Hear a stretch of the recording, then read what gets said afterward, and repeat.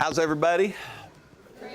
Good, good. So I'm going to go through the controversial stuff first, then I'll get into the boring stuff later. Feel free to take a nap at any time. Have coffee. I like a very casual atmosphere, and I do like questions. So if anything kind of sticks or raises something, let me know. Okay? Awesome.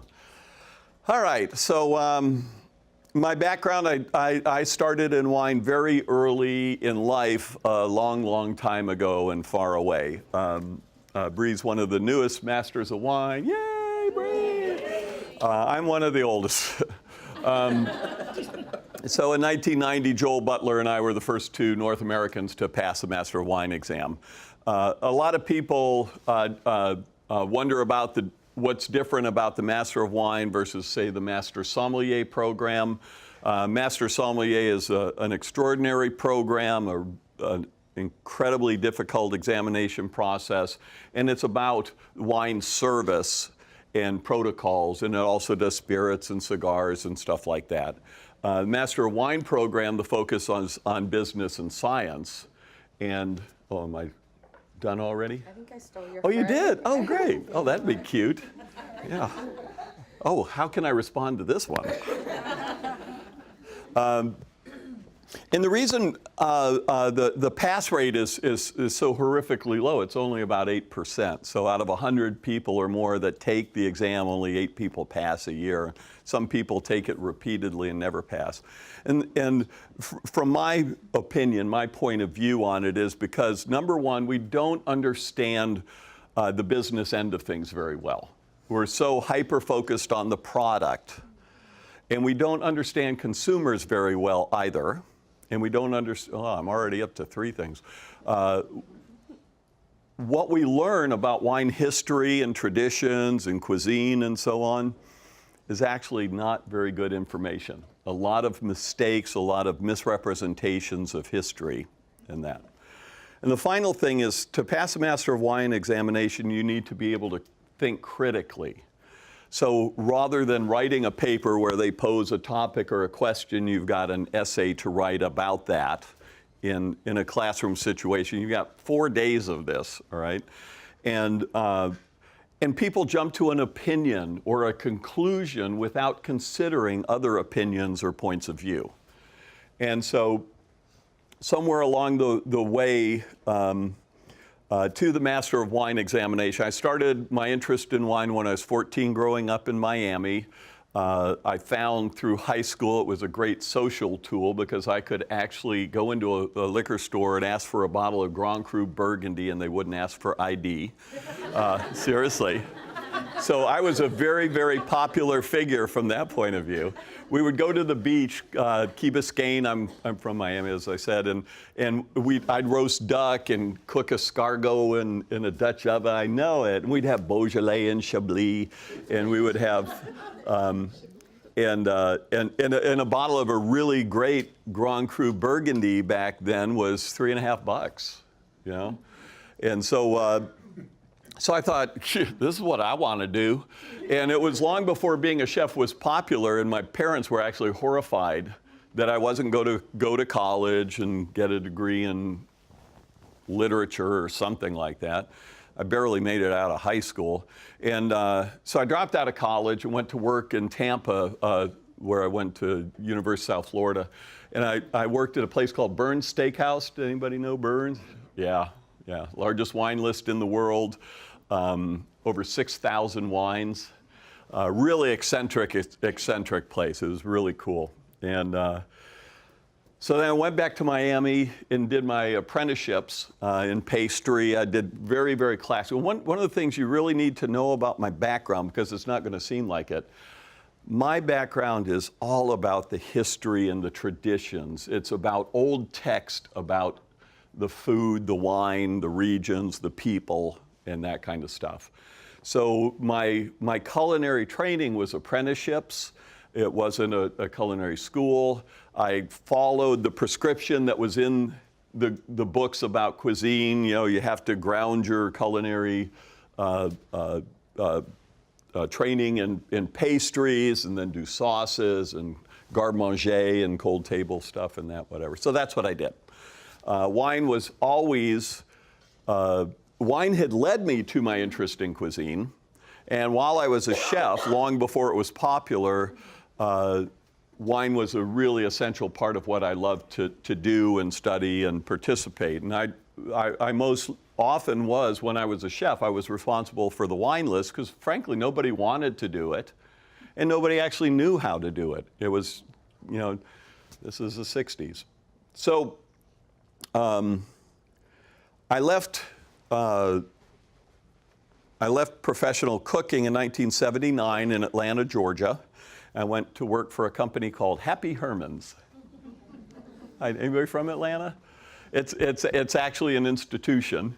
And we had this rocking wine section. I was the wine manager and buyer, and we had gourmet groceries and a full-service deli. And back in 1979, we had 50 individual bean coffees, long before anybody even knew that you could grind and roast and blend your own and stuff like that.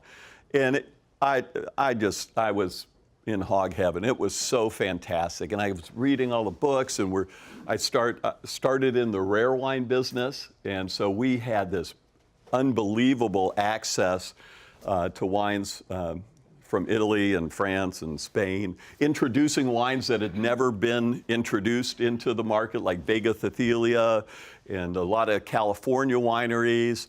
I was one of the first stores to sell an Oregon winery, 1978 so-called, anybody from so-called Blosser? Yay. 1978 so-called Blosser Pinot Noir and Chardonnay were on my shelves at Happy Herman's in Atlanta. I was a pioneer in the South. Everybody goes, what the hell is that? They can't make no wine in Oregon. And this is actually, in 1979, I didn't think they could make wine in California. I honestly didn't. I was a Francophile. This is how wine should be. Look at the books. And I taught a wine course, an 8-week wine course. And the 8-week wine course was one evening introduction to tasting and how to hold the glass and all these things. And then there were 2 weeks of the wines of France, and a week on the wines of Italy, and then another week on the wines of Germany. And then there was one evening of wines of North America, South America, Australia, and whatever, sort of collapse as an afterthought. This was also a period that California was really, really taking off. Things were really happening. And I started to meet all these wonderful people from California. And in particular, I became really good friends with a guy named Ed Sabraja. And for those of you who don't know, he was the winemaker for Beringer, who followed a guy named Myron Nightingale, who's one of the real legends of the industry. And then all of a sudden, it's like, wow, these are great wines, these are great people, and so forth. So I did retail. I was a retailer for 6 years. And then with my contacts and connections, I became a wine broker. So I was a resident person that was required by a lot of wineries and especially liquor companies to do business in the state of Georgia. And I had amassed this wonderful portfolio, everything from Pine Ridge Winery to Chateau Bouchain at the time, and access to hundreds of Burgundies, Italian wines, all this kind of stuff. As a wine broker, I took the term broker a little too literally, and I didn't run the business well, and I was broker than I've ever been. And Beringer had been for years saying, come out, move to Napa Valley, come join us. I said, you betcha. So in 1988, I moved to Napa Valley and joined the Beringer organization. I was there 11 years. And in 1988, the Institute of Masters of Wine changed a portion of the examination that had been specific to duties and taxation and status of product in bond and warehouses in the UK. So that up to 1988, no one outside of the UK wine trade had actually ever passed the examination. And at that point, there were like 180 MWs in the world.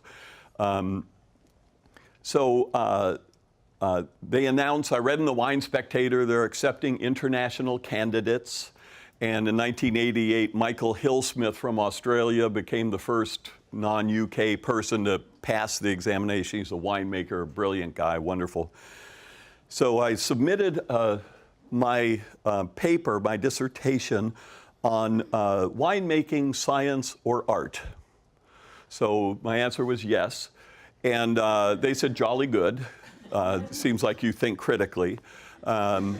So they had me do a blind tasting, and this was done in Gilroy, down near Monterey.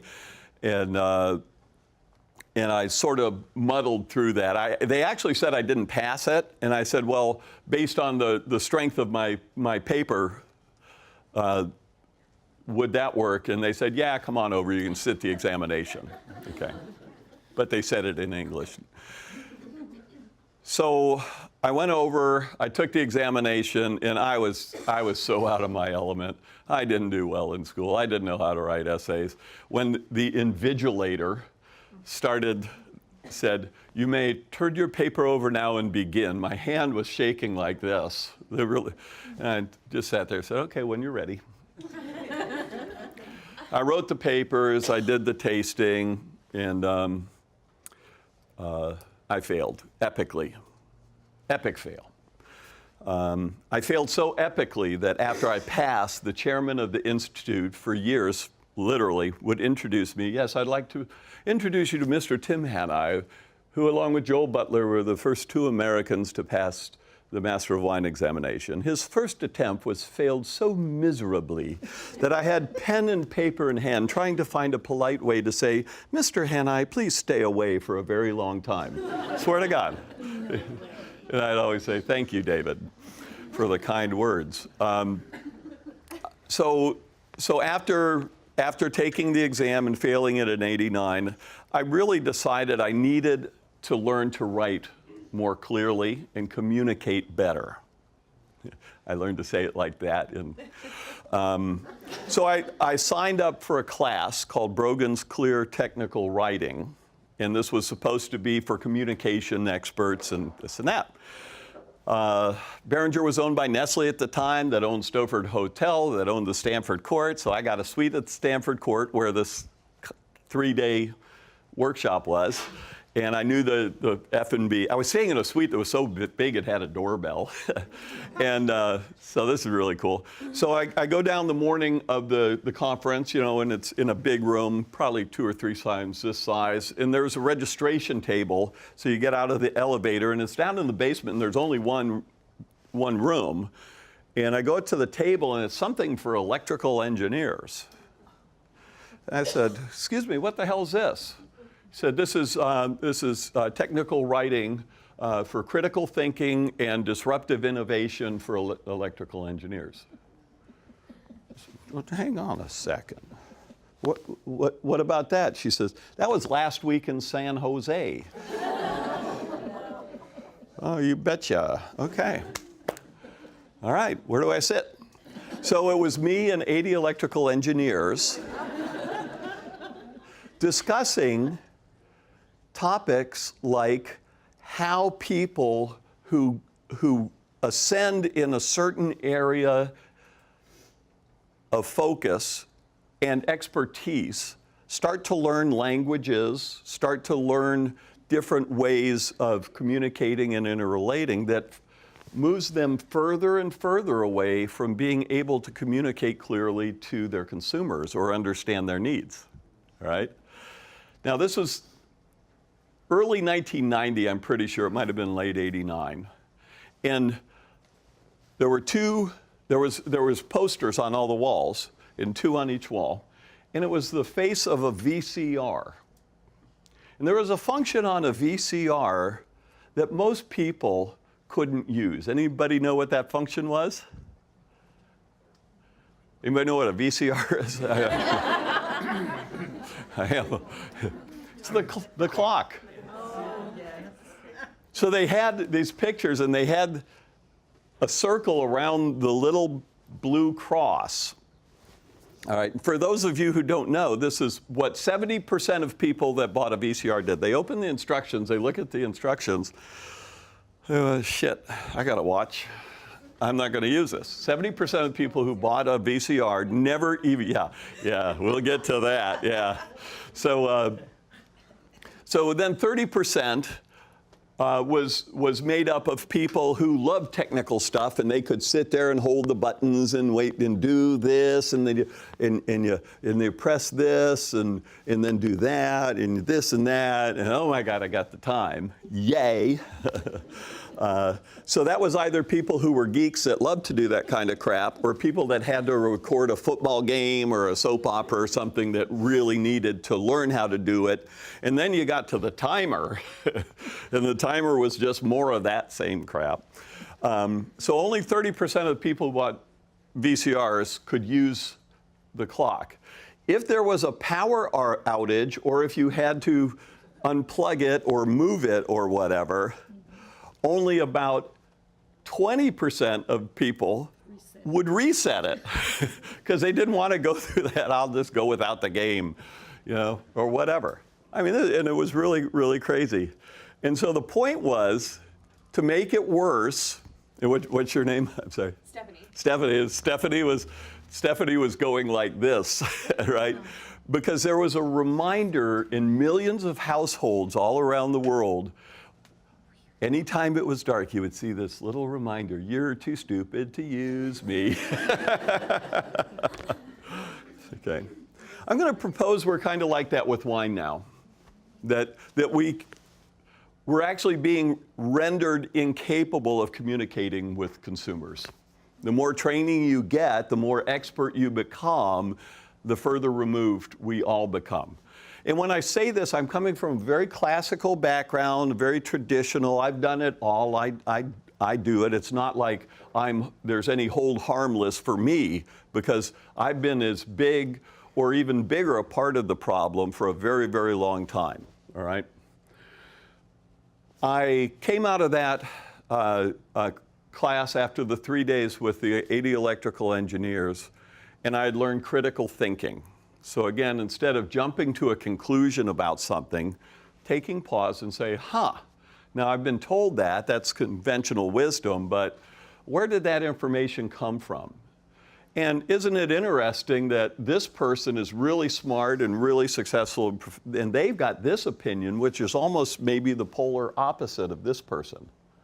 So critical thinking is then, okay, what data supports this position, what data supports that position, and there may be many, many positions. And then you sift through the data and you try to say, well, what's valid, what's true, what's not so true, or what's maybe not known at this time. And then you put all that together and you rethink the issue, okay? So that's what I've been doing for 30 years now. And I passed the Master of Wine examination the next year, yay, Joel and I, that was 1990. And I went through a really, a sort of a crash of confidence, because I was thinking in a way, have you ever been in a tasting and two people, the same exact wine, they may be even of equal expertise, even two masters of wine, and I've actually seen this at a table at Le Toque restaurant in the Napa Valley in Rutherford, two masters of wine, and they're like, wow, have you tried wine number 4? Yeah, wow. Boy, I can't believe anybody even brought this or the wine was even released. This is just crap. And the other, no, wow, I mean, this is the best, this is like the best of this. Literally, I've seen this. You've seen it too. Do you smell this? What are you smoking? Oh, I get this. Or wow, this is so smooth. No, it's not. It's bitter. It's horrible. All right. So instead of saying like, well, you're stupid and blah blah, or you're and picking a side, it's like, what's going on? Have you ever had a wine and food combination and you're just, oh, this is going to be the marriage of wine and food, and this and God, it sucks. or that oh, this is going to be horrible. Oh, that's pretty good. Or you got two people, and one's trying the exact same food and the same wine, and oh God, aren't you getting the magic? No. It's like marriage of wine and food. Well, there's a divorce of wine and food, If you can have a marriage of wine and food, there's harmony, everything gets along and whatever. The divorce of wine and food is when wine and food come to the table, they bitch at each other, they get really angry and leave. That's my first wife. Okay, I'm not bitter. So what I want to talk to you today about is going to be framed around critical thinking. Over 50 years, I've been studying passionately wine and gastronomy for 51 years now. And this is what I'd like to share with you. I didn't use the word bullshit. This is the name of a book. Yeah, so be with that for just a second. Anybody disagree with that? Got it. So, yeah. I think I was born as a bullshit artist, and then I honed my craft. I became better and better about it. Yeah, okay? So anyway, so that's just kind of fun. In the Journal of Wine Economics. Oops. Let's get rid of that. Bye-bye. I'm sorry. I had a family crisis day before yesterday, so I apologize. I'm actually waiting for a call that I'll not take, but I need to do something with. Okay, so we can't do this here today, but when I was doing this in Santa Rosa, we had another room of people right next door. And this is who does seminars and public speaking stuff. This is one of the tricks I was taught, and it's like, everybody should be quiet. And we'll just sort of replicate it so you can get a sense of how it goes. So you ask the room all to be quiet, all right? And then when I count to 3, laugh, whistle, and do it really loudly. Okay, ready? 1, 2, 3. Oh my God. And the reason we did this is when the seminars broke and we're all going out, everybody's going, well, I want to be in your seminar.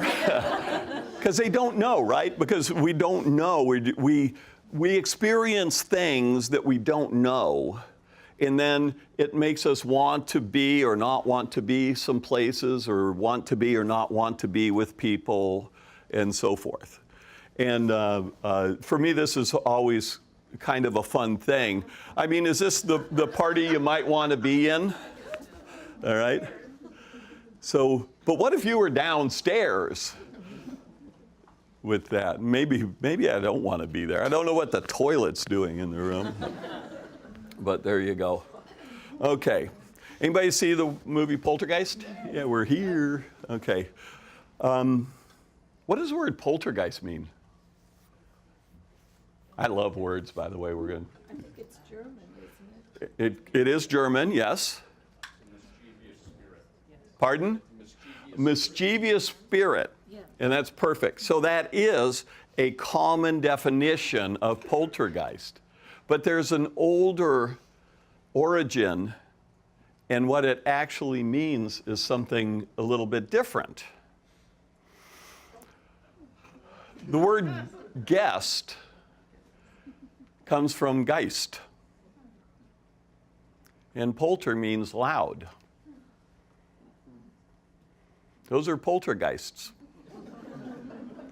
If we had an inn and we received guests, which actually Geist means ghost, so the literal translation is loud ghost. A ghost was simply any unknown spirit, any unknown person. So it wasn't just ghost the way we think of it today. And the word guest comes directly from the word Geist.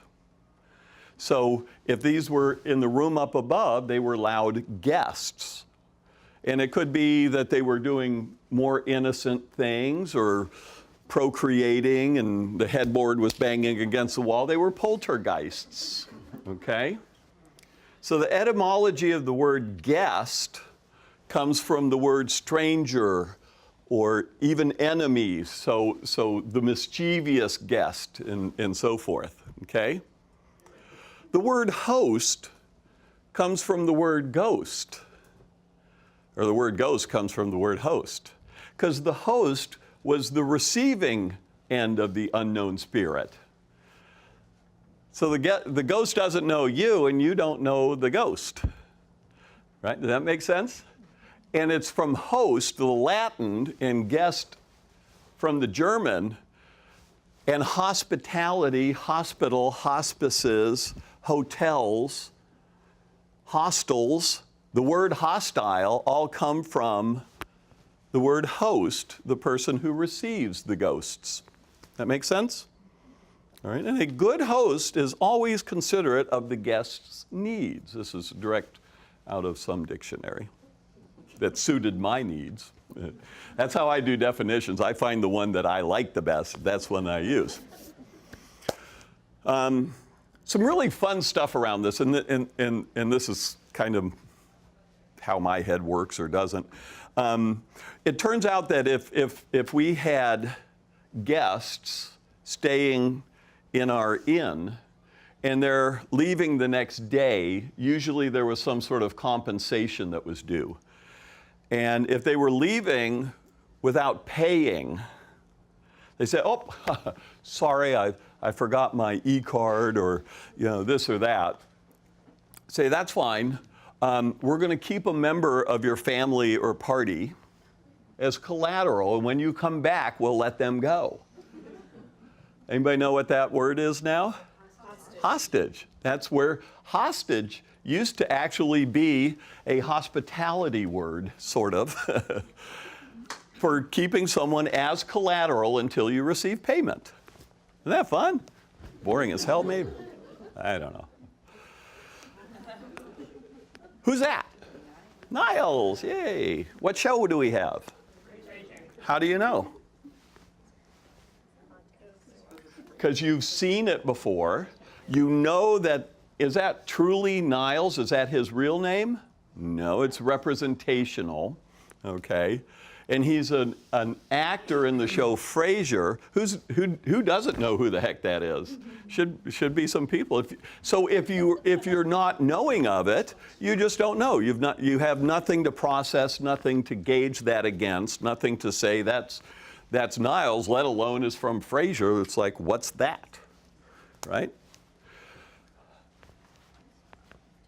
I want to propose something to you, that the wine industry has become inhospitable. We've lost all sense of hospitality. It's actually one of the reasons I left Napa 2 years ago. Because I'm just so sick and tired of the concierge. What? What the hell is that? Stink bug. Pollinator. Fascinating. What the hell is that doing in the room? Because it's stormy outside. You'd be in here too. I am in here too. Yeah, I wish I could fly like that though. Really? All right, so it's a stink bug, don't crush it. All righty. So what do I mean wine has become inhospitable? Who's in hospitality here? Most of you? Got it. And who thinks they're really hospitable? Yay. Who's taken wine education classes? Yeah. And who's learned about Pinot Noir? That's right. Who's taken a class on understanding consumers? What did they teach you? Listen to them. Get to know them. Got it. That's hospitality.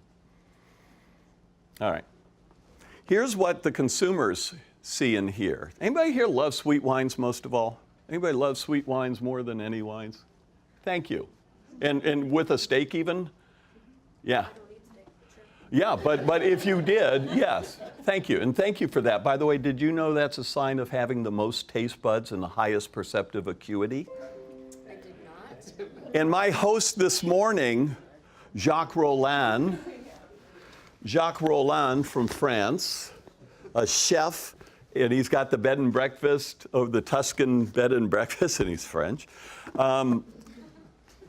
He cooked me breakfast this morning. He and I stayed up last night when I got back. He's in watching TV in a chef jacket, and he was showing me his wine collection. And Jacques loves sweet wines. If you get a chance to meet Connie's taking care of this room and took care of us last night. Connie can't stand dry wines. Just can't stand them. Jacques can't either. A lot of people can you stand dry wines? Yeah. Many people can, many people can't. Who hates sweet wines? Who hates it? Let me go ahead. All right, because I'm going to ask you to stop that and help me to. And I'm not going to ask you to like sweet wines.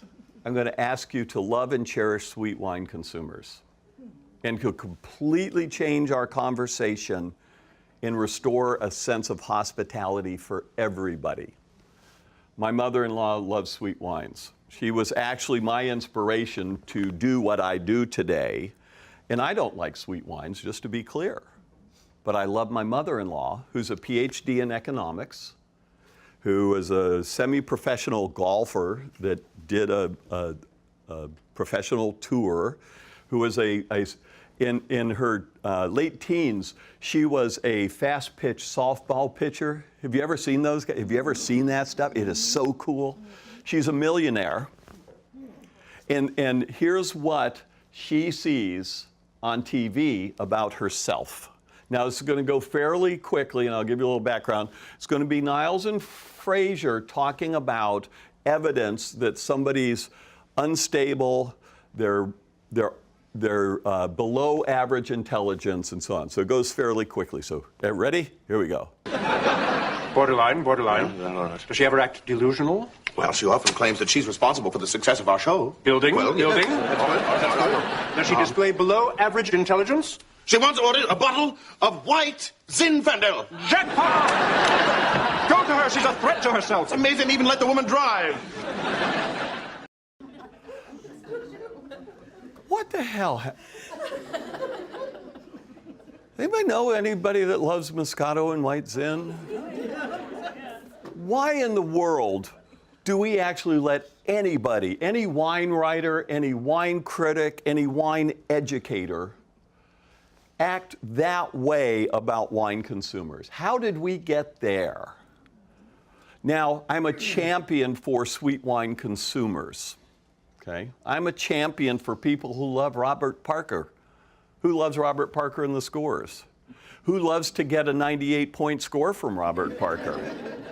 Okay, maybe we got a little bit of confusing going on here. Who hates Robert Parker? Got it. Yeah.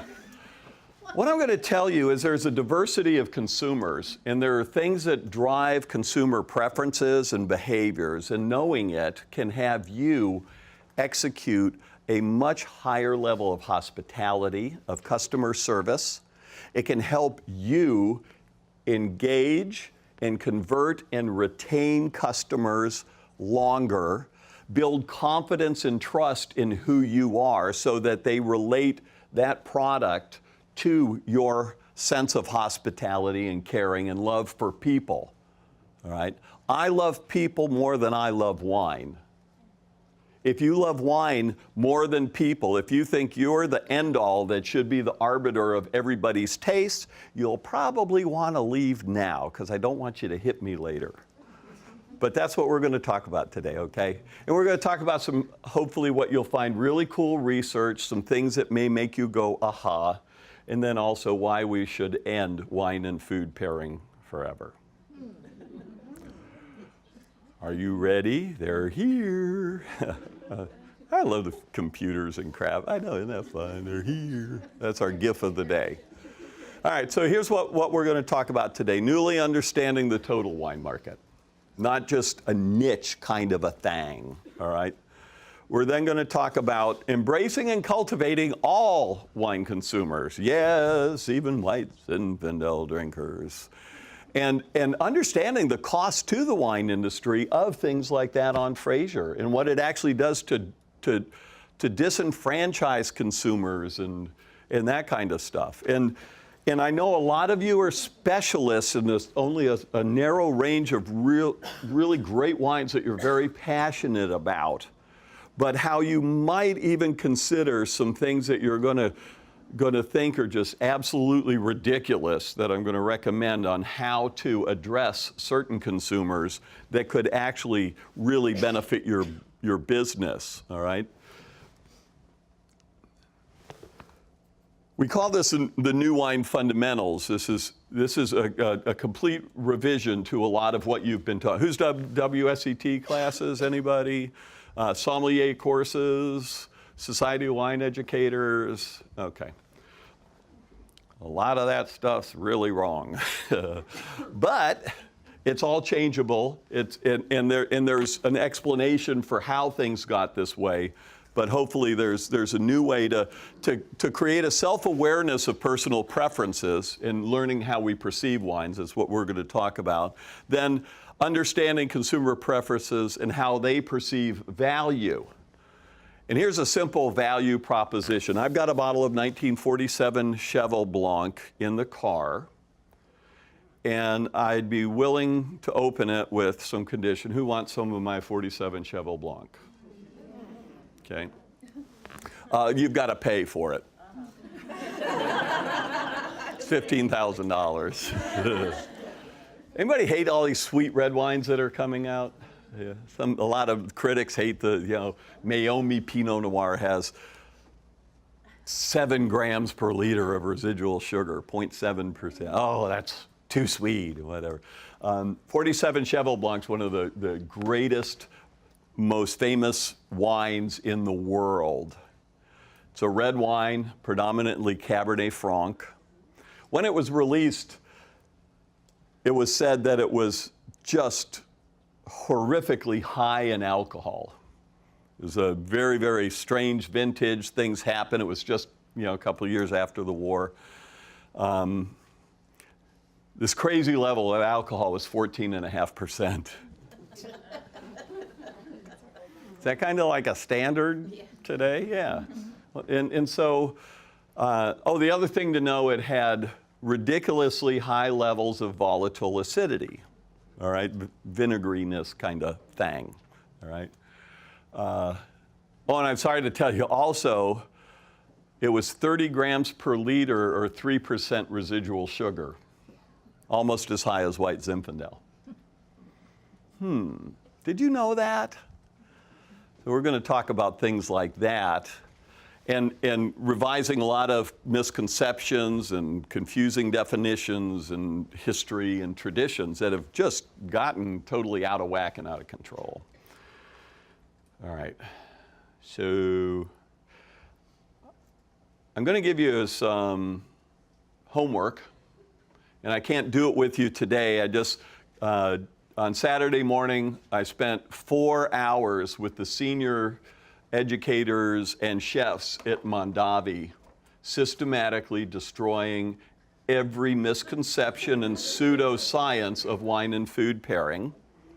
They're having me back to train everybody in their organization.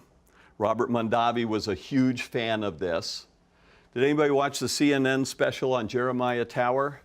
Jeremiah Tower's on the board of directors of my company as our culinary kind of superstar. He does what I'm going to propose to you, as do 3-star Michelin chefs in France, chefs at Mondavi, and many, many wineries and all around the world. And it's fun, it's engaging, and it fits to real life, and it's not wine and food pairing. It's an alternative. All right. And then we're going to talk about tools. We're going to talk about business. So after I yap on for about another half hour or 45 minutes, we're going to take a 15-minute break. And then we're actually going to come back and talk about business and business planning. And I'll have a financial pro forma up here. Who's excited about a spreadsheet with financials? Who absolutely just wants to run away and hide because I'm going to talk about finances and spreadsheets, right? Yeah. We've all got our opinions. We all have what we love to do and not. All right. So successful professional hospitality is it's mutual benefit. All right. So one thing, and this gets back to the ghost and the host.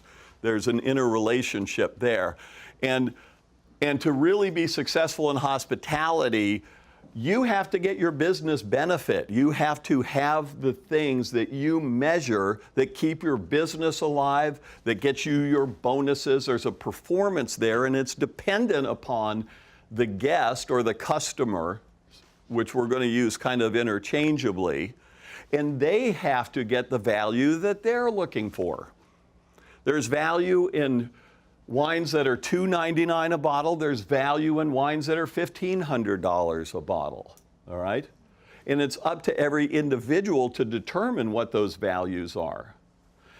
We did a conference up in Kelowna, and Greg was there, and then again this almost same kind of conference was done in Santa Rosa. In Kelowna, everybody hear about everybody should eat and drink local, right? That's a big thing. And that's all they could say, eat and drink local. That's what we got to promote, eat and drink local. And literally one after another presenter, eat and drink local. You know, and so I got up and I said, well, let's talk about this idea of eat and drink local. Have you ever actually thought this through? What do you mean? So if everybody ate and drank local, you'd have nowhere to sell your wine outside of here. Seriously. If they're eating and drinking local in San Francisco and Seattle and so forth, there's no room for your product. You would have no bigger market because they're eating and drinking local. I mean, so we latch onto these things that we think, oh, this is a really great idea, but we really haven't thought it through, okay? So one of the things to look at is market segmentation. Everybody familiar with that? You look at different demographics and behaviors, and I'm a market segment that is less and less important, and that certain ways you deliver information, I don't know. I've got to ask my 22-year-old son who's an electrical engineering student, and I can't talk to him because he's like Sheldon. And all I have to say, hey, how are you doing? He says, well, could you clarify that? Do you mean actually in general, in sort of a philosophical context, or this moment? And it's like, shit, bye. You know? Anybody know people like that? Anybody who is a person like that? All right. So a segment, it could be demographics, it could be age, it could be behaviors, it could be wine preferences, right? And I'm going to give you a new segmentation tool. And then targeting is once you've defined a segment, how do you reach them? What story do you tell them? Because the other thing about wine, and I heard this till I'm ready to puke, it's all about telling a unique story. And the unique story becomes our terroir-driven wines from this cool coastal climate with the care and the nurturing of the grapes to the optimum ripeness that are then carefully selected and sorted to go into the barrels that are and everybody's telling the same stupid ass story. It's not a unique selling proposition anymore. It's the same old shit. And you go to Napa and it's our big ass Cabernet that's 16 and a half, that got 95 points because everybody can get 95 points from somewhere, even if you won the Miss Hospitality, you know, portion of the wine judging and whatever. And I said this last night, and I said it to the video that we did for archiving. It was my ending point. And I hadn't really thought about that. I left Napa because the wines are boring. And even worse, the people are boring. Because it's all the same old shit. And it's the same old shit at $200 a bottle with the concierge service and come in and they curate wines. What? You don't curate wines. You open bottles and you have fun. Maybe you collect wines, but curate, give me a frickin' break. And you run this risk. You run the risk of becoming a monocultural society here, or a viticultural region, all right? And it's happening, and you're pushing that also. So diversity is going to become less. And the word terroir does not come from soil, you guys. It doesn't. It comes from a much more general, remember the land of Oz? Did they mean the soil of Oz? And that the soil imparted the character to the Emerald City? Which it actually might have, because it might have been limestone or something that constructed it. But the word terroir just means territory. It really does. It's not that difficult. And it is, more than anything, the people in the culture, in the traditions. Soil then plays a part in what's cultivated, how it is, how the vine responds to that, with then also geographic or geological features and geographic features and everything else. But just think of it as territory. If you find yourself telling people, well, what does terroir mean? Oh, it's so complicated you'll never understand. That means you don't understand. It really does. It's a failure to communicate. How do you set the clock on a VCR? Oh, it's just really simple. Here, read the instructions. No, it's not. Yeah, I can't do it either, but you're on your own. So what happens is we obfuscate things, like using the word obfuscate, which my wife uses all the time. It's like, why don't you say, we make a mess of it?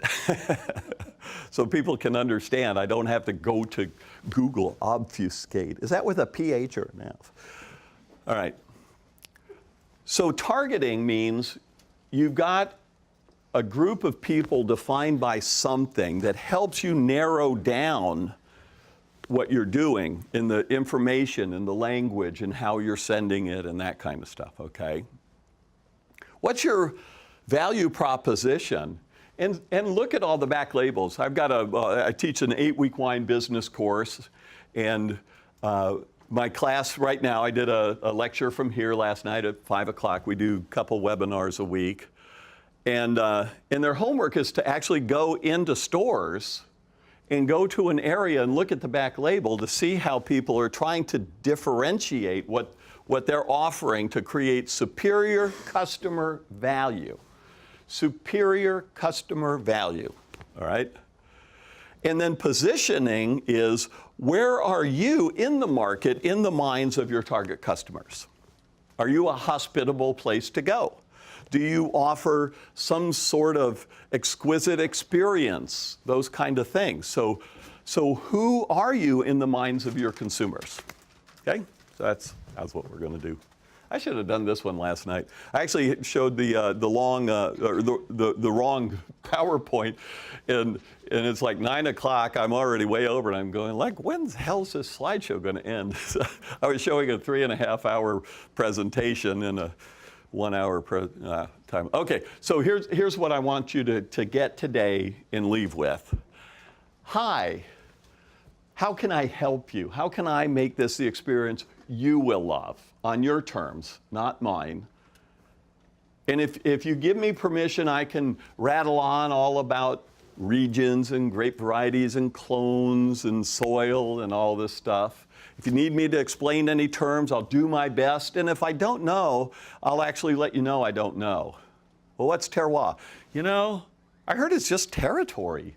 It's all of this. It's us, it's the land, it's the economy, it's the culture, it's the traditions, and it was known to make wine unique. Now, what you need to know about the word terroir, but as we're talking about terroir-driven wines and whatever, that the word terroir in French language up until pretty much the 1980s was one of the worst things you could say about a wine, because it represented, it was from the land of somewhere that wasn't your land. Yeah. Anybody that goes, any sensory scientists here? If you go to France and you work with sensory scientists, there's a term called goût de terre, which people think is the taste of the soil, and it's not. It's a soiled taste, like soiled diapers. It is actually used by French sensory scientists to indicate microbiological spoilage of a food, of a wine, or something. It has this dirty taste. This is where the word barnyard and all this other stuff, it's not the barn that you're smelling, it's the cow poop or the chicken crap, all right? And that's actually, so the goût de terre was then, it was of the land, and it was of the dirtiness, and a vin de terroir was a wine that was commercially spoiled and unfit for drinking. And somehow we've gotten it into this magical thing of oh, has anybody heard how Chablis flinty? You know, you get this flinty minerality. Okay, here's the backstory on this. This is why I love what I do. all right? Because we go back and we say, where the hell did that come from? So the word flinty used to be actually a smell associated with gunflint, all right? What did gunflint do? It created a spark. And what did that spark do? It actually lit sulfur. The flinty smell was a way to positively spin excessive SO2. And we use it today like, oh, do you get the minerality? And blah, blah, blah. I know, it is interesting, isn't it? And anybody who wants to join in this conversation, my email is tim@timhanni.com. That's my name. And keep in touch with me. I've got books for sale for anybody who cares, but a lot of this is available online. We've got consumer studies that I'll be referencing that I'll send to you and whatever. We want people to actually start adopting this. So when people come in and it's, oh, great, welcome. Have you been here before? Where are you from? How's your family? Who's your brother? How can I help you? What do you love? What's the big food and wine question coming up?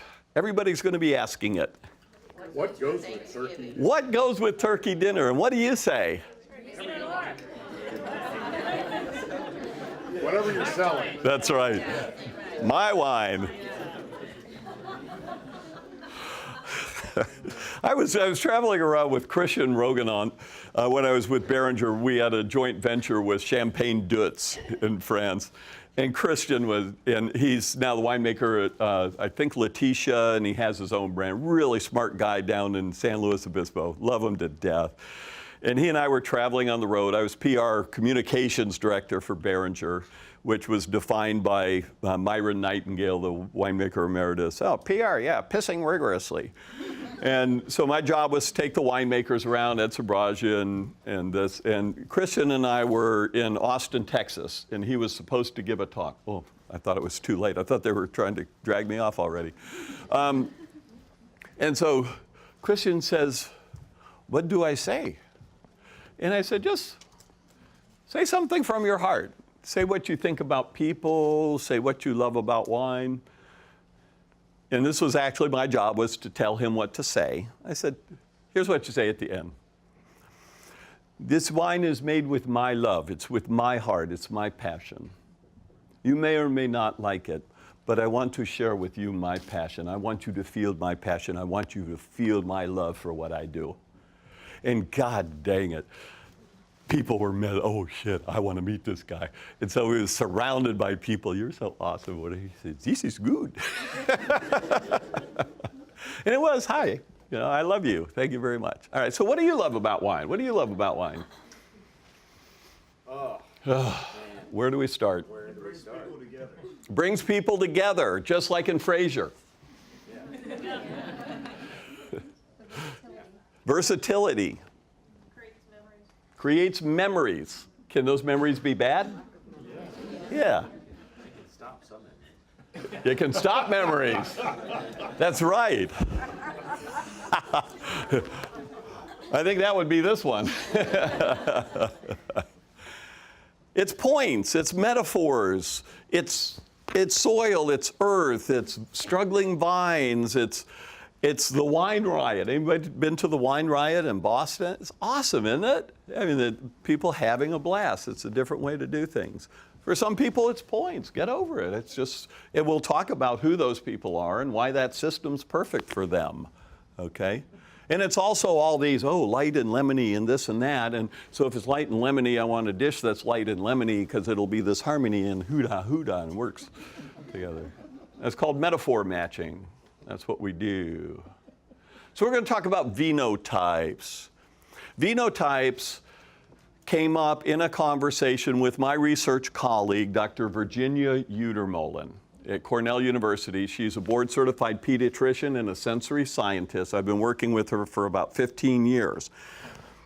Saturday, I drove from Reading up to McMinnville, and we spoke for 2 hours about a phenomenon called sensory adaptation. We'll be talking about that today. Sensory adaptation is when you jump into a pool and it's kind of chilly and your metabolism goes up and you go through an adaptation and it doesn't, after a bit, it doesn't feel so cold, right?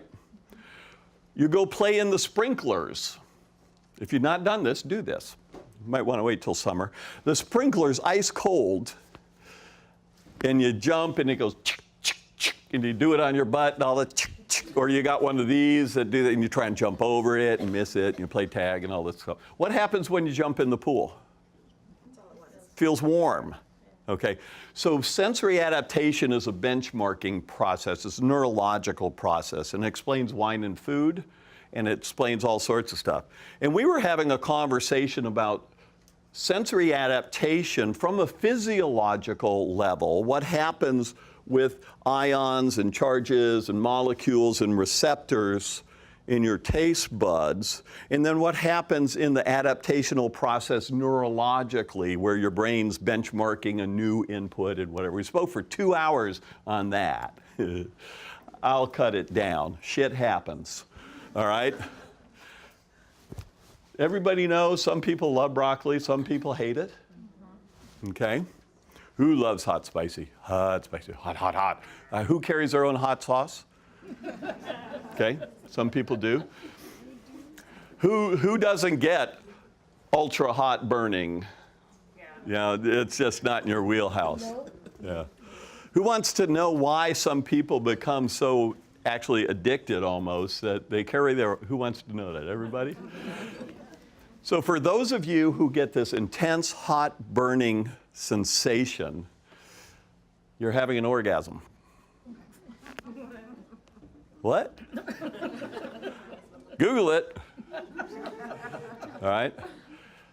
For some people, when it's called chemesthesis, it's a chemically induced irritation of your touch nerve endings.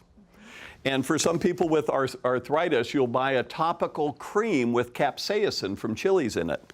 And you put it on your skin, the skin notices this irritation and this chemical burning, and the brain sends serotonin and dopamine and endorphins and sometimes adrenaline that for some people alleviates the pain in the whole area. For some lucky people, they get this intense hot burning sensation and their brain just dumps these chemicals into their bloodstream. And so it's painful, right? But God, there's something that feels so good about it, and you got like this Harry Met Sally moment going on in the background.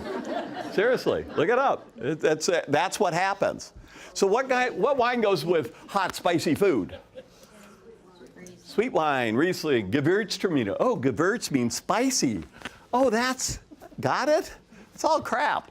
If you get that hot burning and you want more of that Harry Met Sally moment, have a big tannic high alcohol wine and it's going to give you more of an orgasm. And who are you to decide that they need a sweet wine to put the fire out when they're having their moment?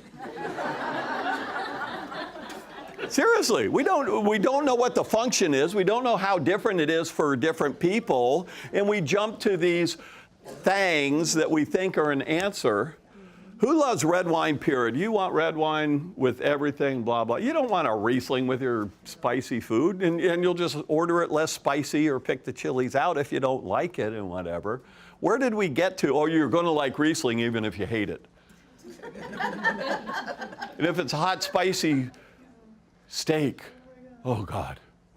I got this metaphor of big and red and a cow and this hot, spicy and Riesling. What the hell am I going to do? I'm going to have a beer. Where's Jeff? Is Jeff in the room? There's my Jeffy. Jeffy's got the cilantro gene. Anybody know what I'm talking about? Who's got the cilantro gene? I love cilantro. No, the cilantro gene, ask Jeffy, it is this horrible, disgusting, soapy thing. Jeffy was, can't call you Jeffy, is that okay?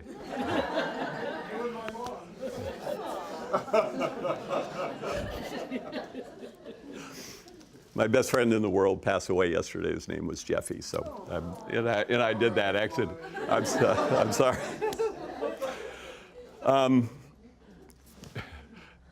Jeff, why don't you tell your moment in Mexico? Share with the class. I do have it tastes, cilantro tastes like soap, and it makes me kind of sick, just even smelling it and/or tasting it. But I was driving my family across the Sierra Madre, and you can only go 10 miles an hour, and you can't pass. And I followed the cilantro truck for 7 hours.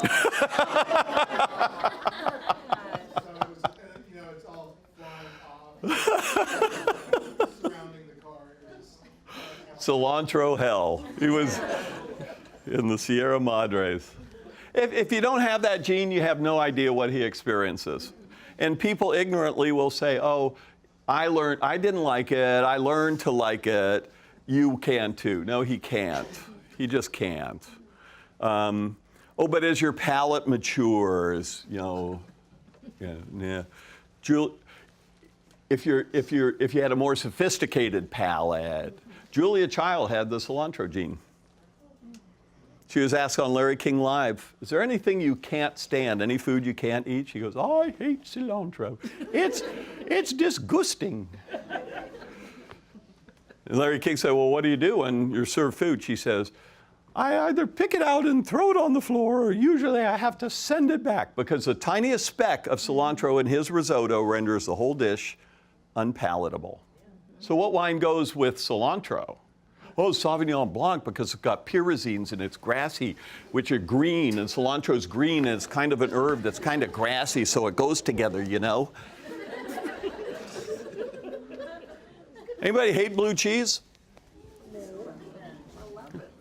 I want you to look around. What wine goes with blue cheese when you hate it? What wine goes with steak when you don't eat meat? Anybody go to Japan and bring some blue cheese? Don't. They hate it. They find it absolutely disgusting. It's not part of their culture. Anybody ever have natto? Yes. How's natto? Strong. It's a breakfast food. It's fermented soybeans, fermented for a while. Anybody ever have okra? Yeah, I have. Have you ever had okra that's not fried? And what's one of the features, that slimy?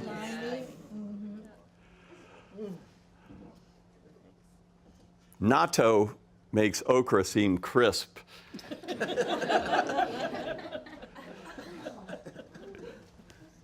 Here I am, my first trip to Japan, and there's terroir, there's regionality of natto. They hate it in the South, and actually they refer to northern Japanese as natto eaters. Seriously, they eat natto, And you're sitting there, maybe a little hungover from karaoke the night before, and oh, breakfast, oh, thank you. Like,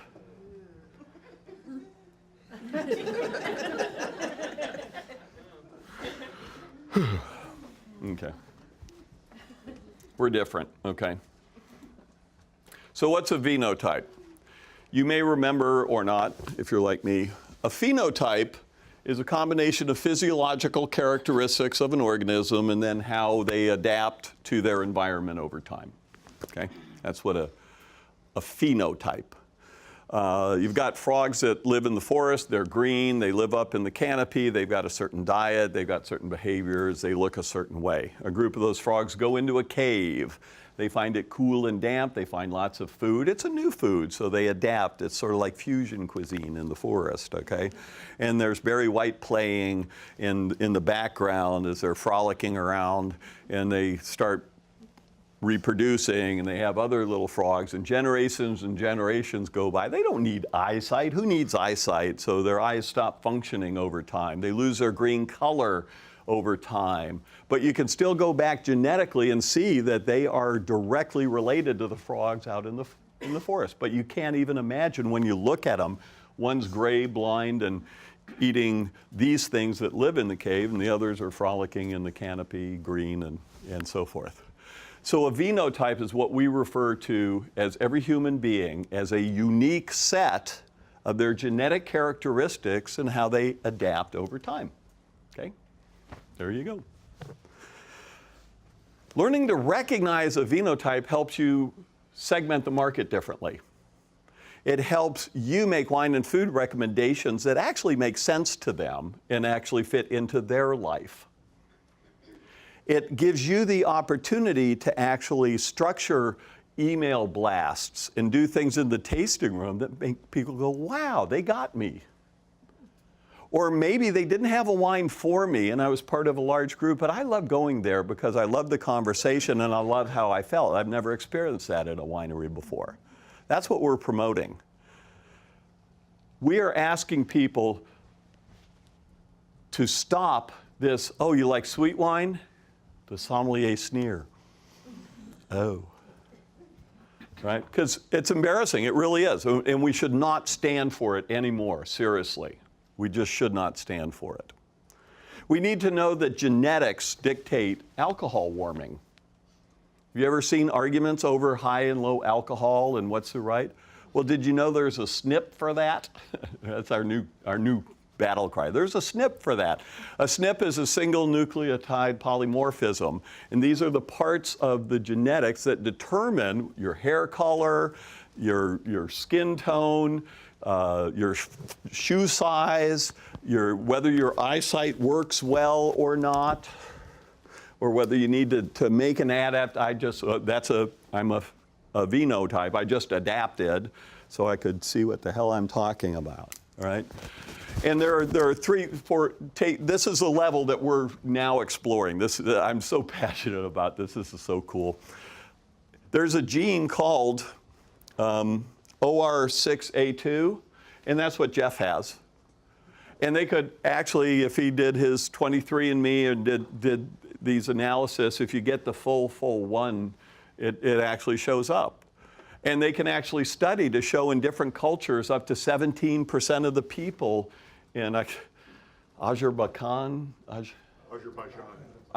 Yeah, that was a Harry Potter thing, the prisoner of Azerbaijan. Yeah. I don't know. But 70% of those people actually have this gene.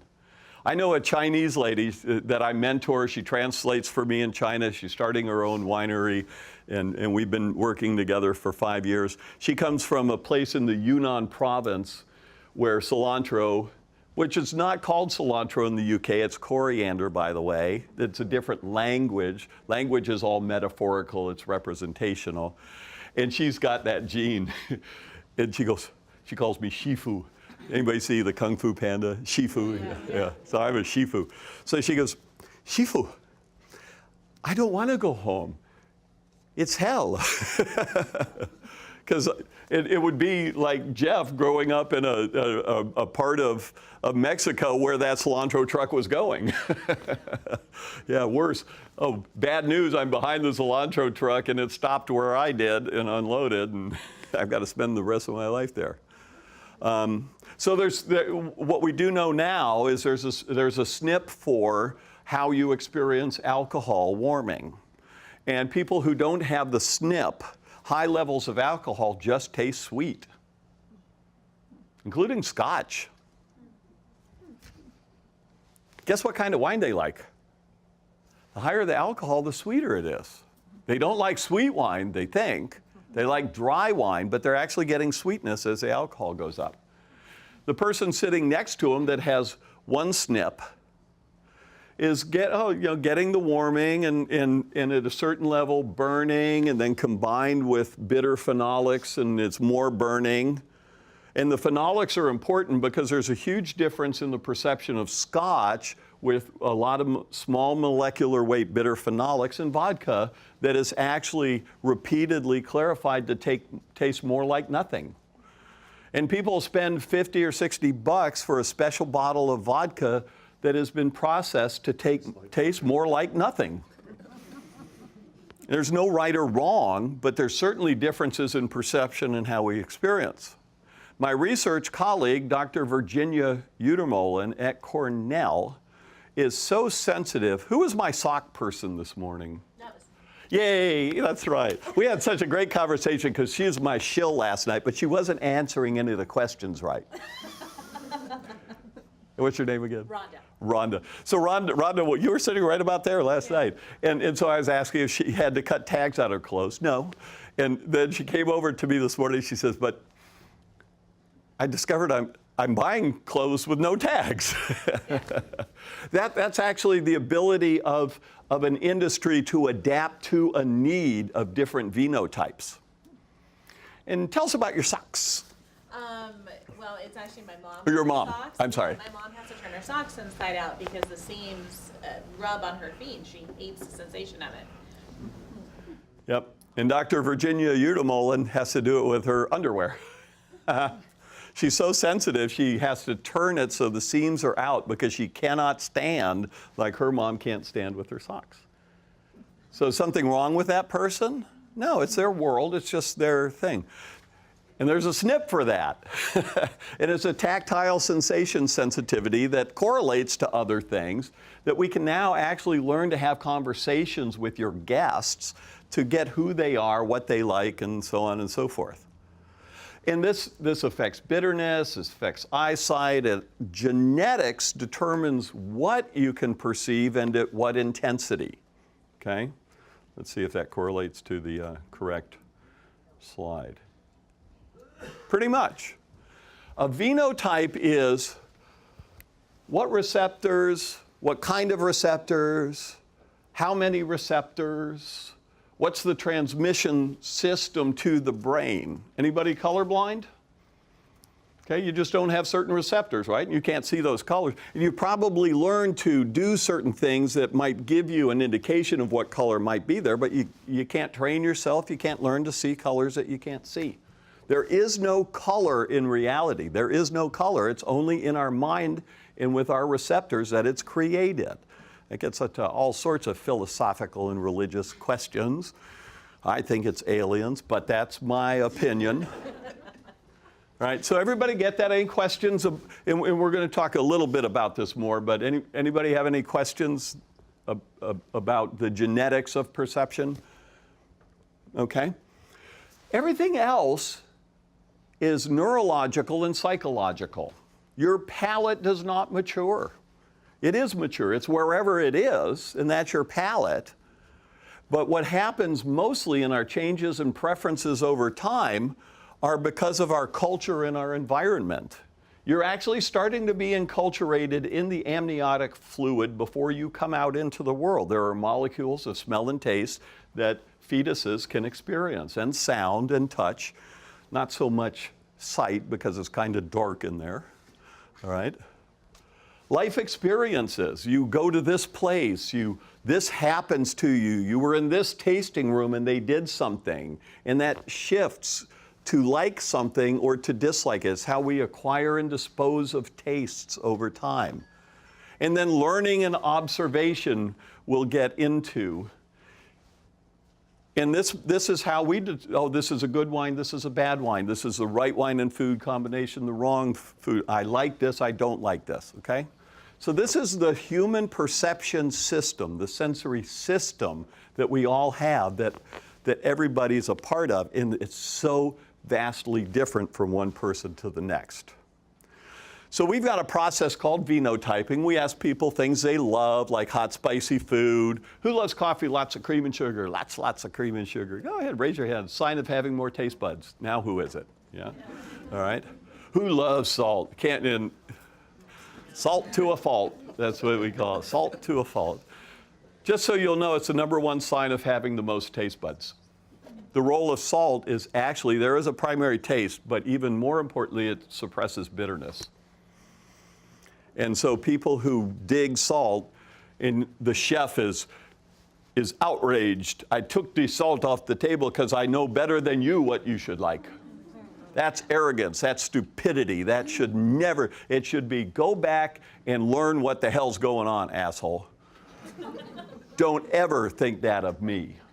I need the salt, that's what I need. And some people need it also for for the electrolytes and whatever. There's actually, because of this blanket thing, everybody needs to eliminate salt, there's actually a growing incidence of salt deficiencies, okay?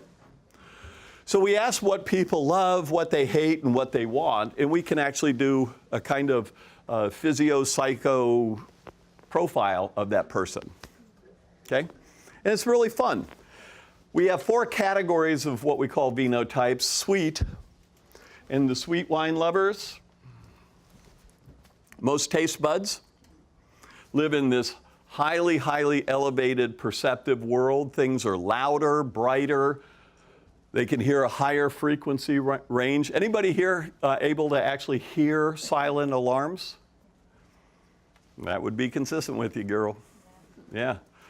And most people can't because they don't have that capacity to actually hear above 25,000 hertz, which is usually where they put those things in the banks. And you walk in and it's like, oh. Anybody know anybody with autism? They live in the spectrum even more sensitive, and there's all sorts of variations of this. But very often, the simplest sound is so cacophonous, so painfully loud, they have to wear earmuffs or earphones, okay? And we just need to understand this. This is how we go. So we got sweet, hypersensitive, sensitive, and tolerant phenotypes. And what's your phenotype? And so let me go through the conversation. All right.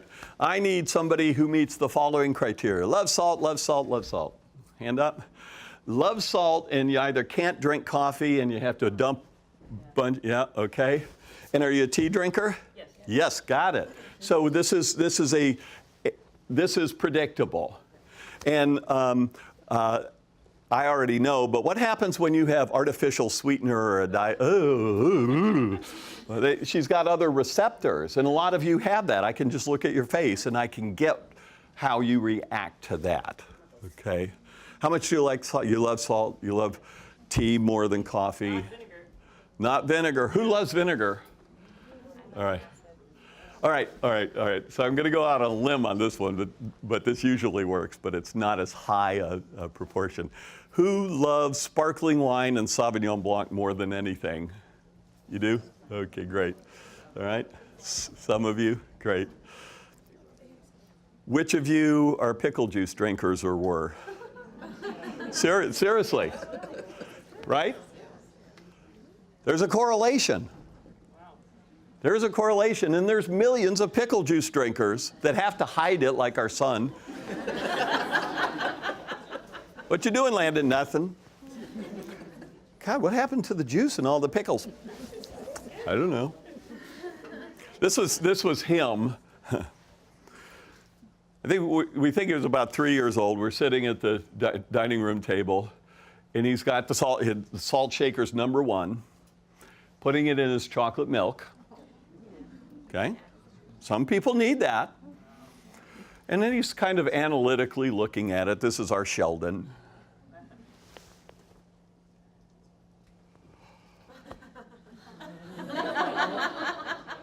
You don't have to go through the little holes. I found the mother lode. It's like, oh, stop. But that's what he does. And now we can understand that. He lives in this incredibly hypersensitive world. He's incredibly brilliant, just like all you pickle juice drinkers are. Yeah, he's not unsophisticated or stupid. It's actually his phenotype, okay? Sweet phenotypes are about, we estimate 40% of the total market. But in our data, it's only about 25% because sweet wine drinkers will lie rather than tell you what they like. Yeah, and they're in your tasting room every day that you got customers. And when you got this group and you're going through the Pinot Noir and our terroir-driven this and the barrels that and the hoodoo, low struggling vines, they're the ones in the background. They're not playing. They're not invited. They've been punished since childhood. Quit putting so much salt on your food. Why are you such a picky eater?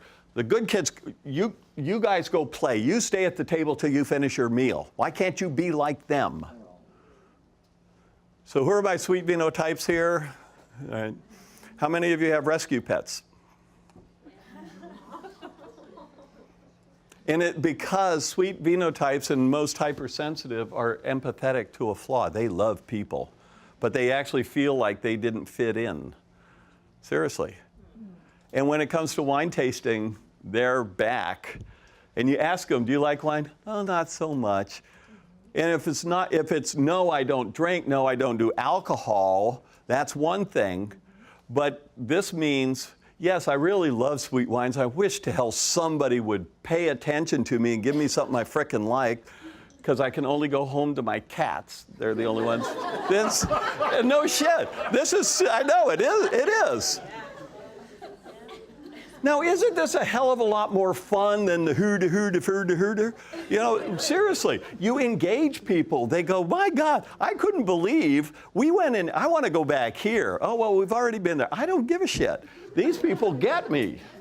Because you drive where people, you make the decision where we're going to dinner. She does. I've done the hospitality work for years and years and years with multinational companies, and we've done investigations. We've looked at who is the driver of a decision to go to this restaurant versus that one. And so everybody's saying, oh, well, this cuisine, that, and this and that. And she's going, no, too loud, no, too uncomfortable. The chairs are too hard, this and this and that. And she's very quietly, I'm guessing maybe not so quietly, driving where people are going to go. And you need to get that. So this is very probably 40% of the total available market of Caucasians in France, in the UK, in Italy, and in Spain. And we think one of the leading causes of the complete decline and destruction of the domestic market in France for wine is because we don't get sweet wine consumers, and they've got too many options today. And wine consumption in France, since my birth year, 1952, has declined 85%. As wine's gotten so expensive and so dry and so special. There's a lot of other social and alcoholism issues and so forth, right? So it's a very complex thing, but we feel we haven't done that research yet, but there's strong data to support it. Hypersensitive is, if we say this is 25% of the market, and we say this is 25% of the market, this is most people in hospitality because it's people who love people. So it's actually the people in service of others and cats. And they live in this very acute, hypersensitive world. They got to cut tags out of their clothes. They tend to love salt. And they're the ones who talk dry and drink sweet. I like a dry wine. Like what? Like Moscato. And if you're listening, you go, got it. The word dry, sec in French, never meant not sweet. Did you know that?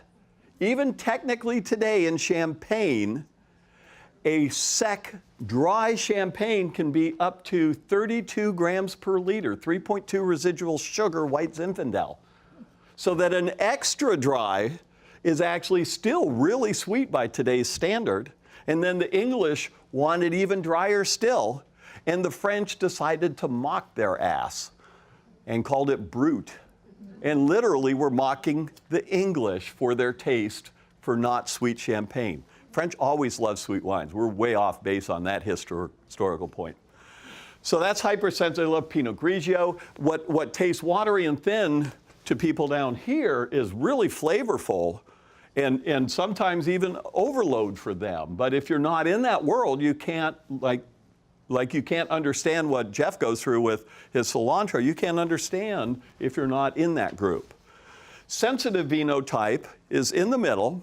It's about 35% of the population. By the way, this is about 50% of the total available market, and it's 70% female and 30% male.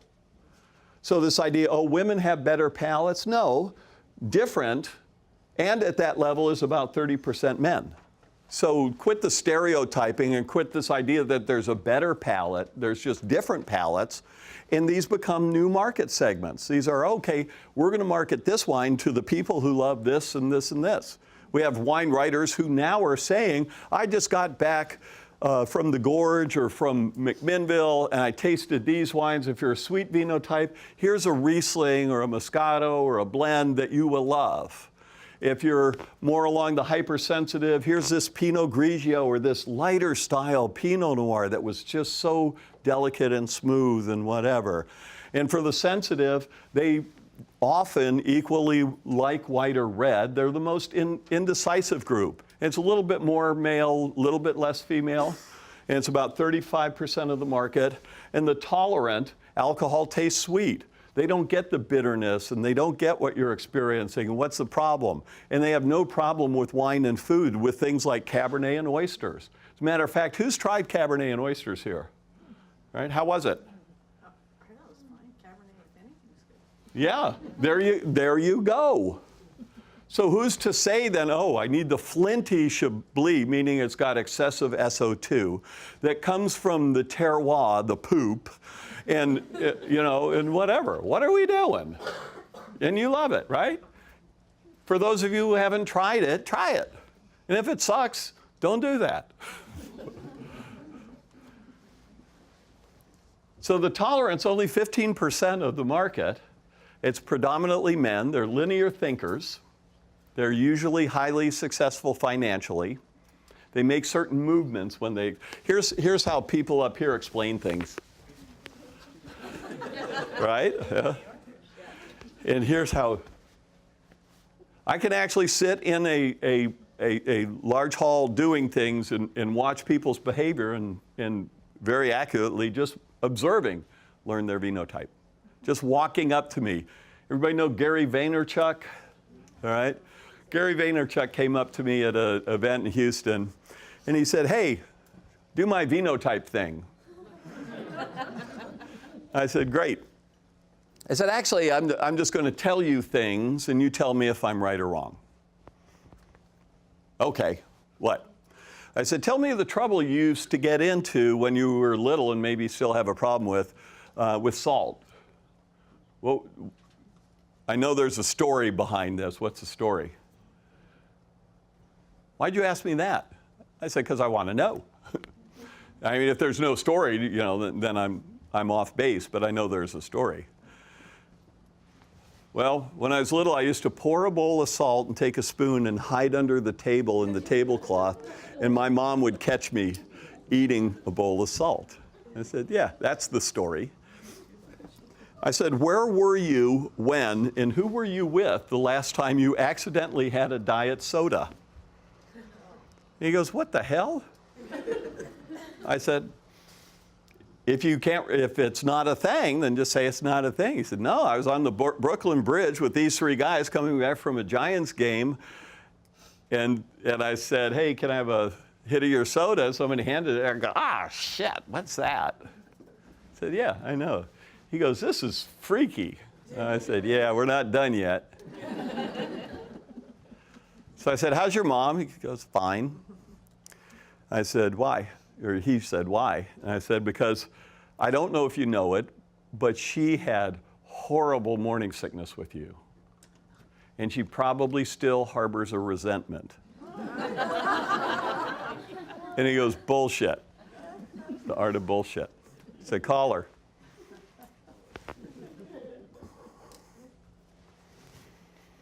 Hey, Mom. Gary, no, I'm in Houston. No, I'm at Woodlands Wine and Food Festival. Everything's fine. I just have a kind of a silly question. Did you ever have morning sickness with me? And everybody, and when he did that, these are all correlated. These are all correlated. And it's a way to get to know people. It's a way to understand your kids, your spouses. Who lives in a household and you and your partner or loved one do the thermostat tango? Dun dun dun dun dun dun dun dun dun dun. It's a sign of, I know it, no shit. We know these things, right? We know we're different. What happened to us with wine that we don't know, respect, and understand what the heck is going on? And that's my premise. I'm going to have us take a break because I talk a lot. And when we come back, we're going to go through why we should stop pairing wine and food, but what we should replace it with. And going to give you some homework and some things to do, and then we'll talk a little bit of business and whatever. So if we could, why don't we do this while everybody's filtering back in? Anybody got any questions where we are? And How much is the book? $20. My wife calls it our ATM. And I've got a swiper. I do have a thing for anybody that wants. Okay. So Kevin and I were talking about, here's a dilemma for all of you to consider. How do you not become Napa? Yeah. And actually, some of you might want to become Napa. Would you like your wines to sell for $200 and offer concierge services? And, yeah. And I don't have an answer. But as when Greg Jones and I were in Kelowna, British Columbia, there was a guy from Tuscany. And he was a social geographer. Really cool, social geographer. And he was collecting data about the cool little villages that are these walled cities that people just really want to go, and the tourism buses and the throngs of people, and you go into these and you're shoulder to shoulder. You can't even move in these cities, in the streets, and they're filled with souvenir shops, and for most people, it's now a horrible experience. And those are tourists, right? He introduced something new to me, and it was called a permanent tourist.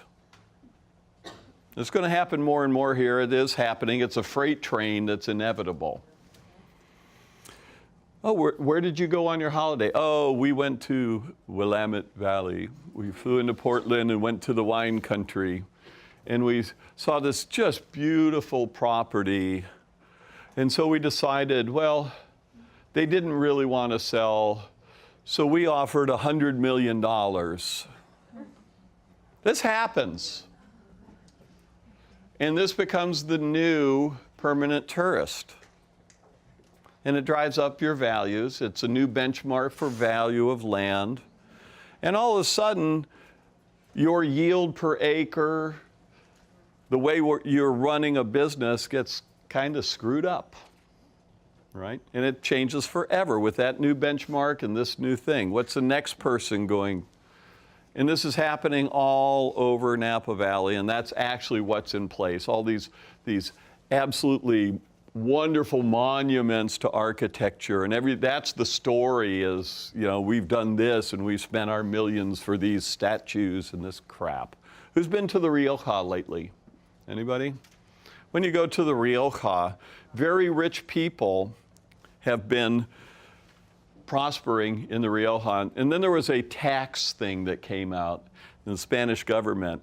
And really rich people were able to get millions and millions more. Yeah. Now my first trip to the Rioja was, I think, about 1983 or 84. And the people were genuine, and it was really cool. And you go into these dank caves, and people are a little crazy, and sometimes a lot crazy. There used to be a Beaujolais producer in the Cru village of Morgon, Jean Descombes, the pervert. He had a secret part of his cave that was all erotica and pornography. And if you were an insider, it's not there anymore, but it was pretty weird. So some people have to hold their wine in bond. He held it in bondage, I guess. I just made that up. All right.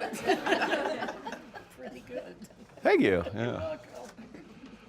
So, there are big things to consider. Who are you going to be? Who are you going to be within that? If everybody's doing phenotyping, now what makes you different? I don't know. You've got to figure that out. But don't think as you're becoming more and more the same that it's any easier, right?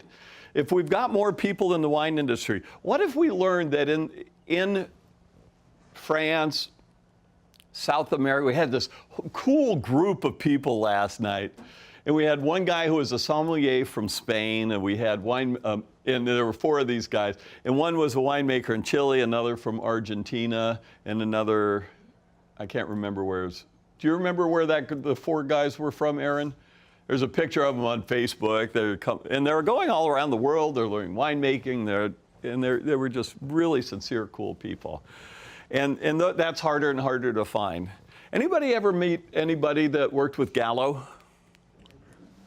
Were they smart? Yeah. Were they dedicated? Absolutely. Were they passionate about what they do? Yeah. Absolutely. But who is Gallo? It's them. It's us versus them. No, it's people, you guys. It's people. The market is people. White Zinfandel Moscato drinkers are people. They're cousins and fathers and mothers-in-laws, and they do all sorts of activities and whatever. But we don't get that about the wine industry anymore. We're just out of touch with people. Okay. So any questions to this point, or? All right, that gets us to this part of the show. What do we got? A spinning lady? Is it a lady? Yes. Actually, no. Your brain tells you that this is a silhouette, but this is actually a representation of a lady. So technically, yes, it is a lady. We would call it that, but no, it's not actually a lady. That makes sense? Okay.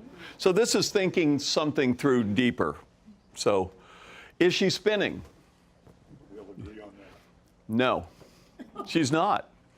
There's no spinning in 2-dimension. It's the movement of the light and the contrast in frames that gives the illusion that she's spinning. But literally, there can be no spinning in 2-dimension. There can only be the illusion of spinning. All right, where am I going with this? All right, now we're going to get to hard questions. There's going to be 3 variations. I'm going to ask you to wait till I get to your variation, and I'll get to it, all right?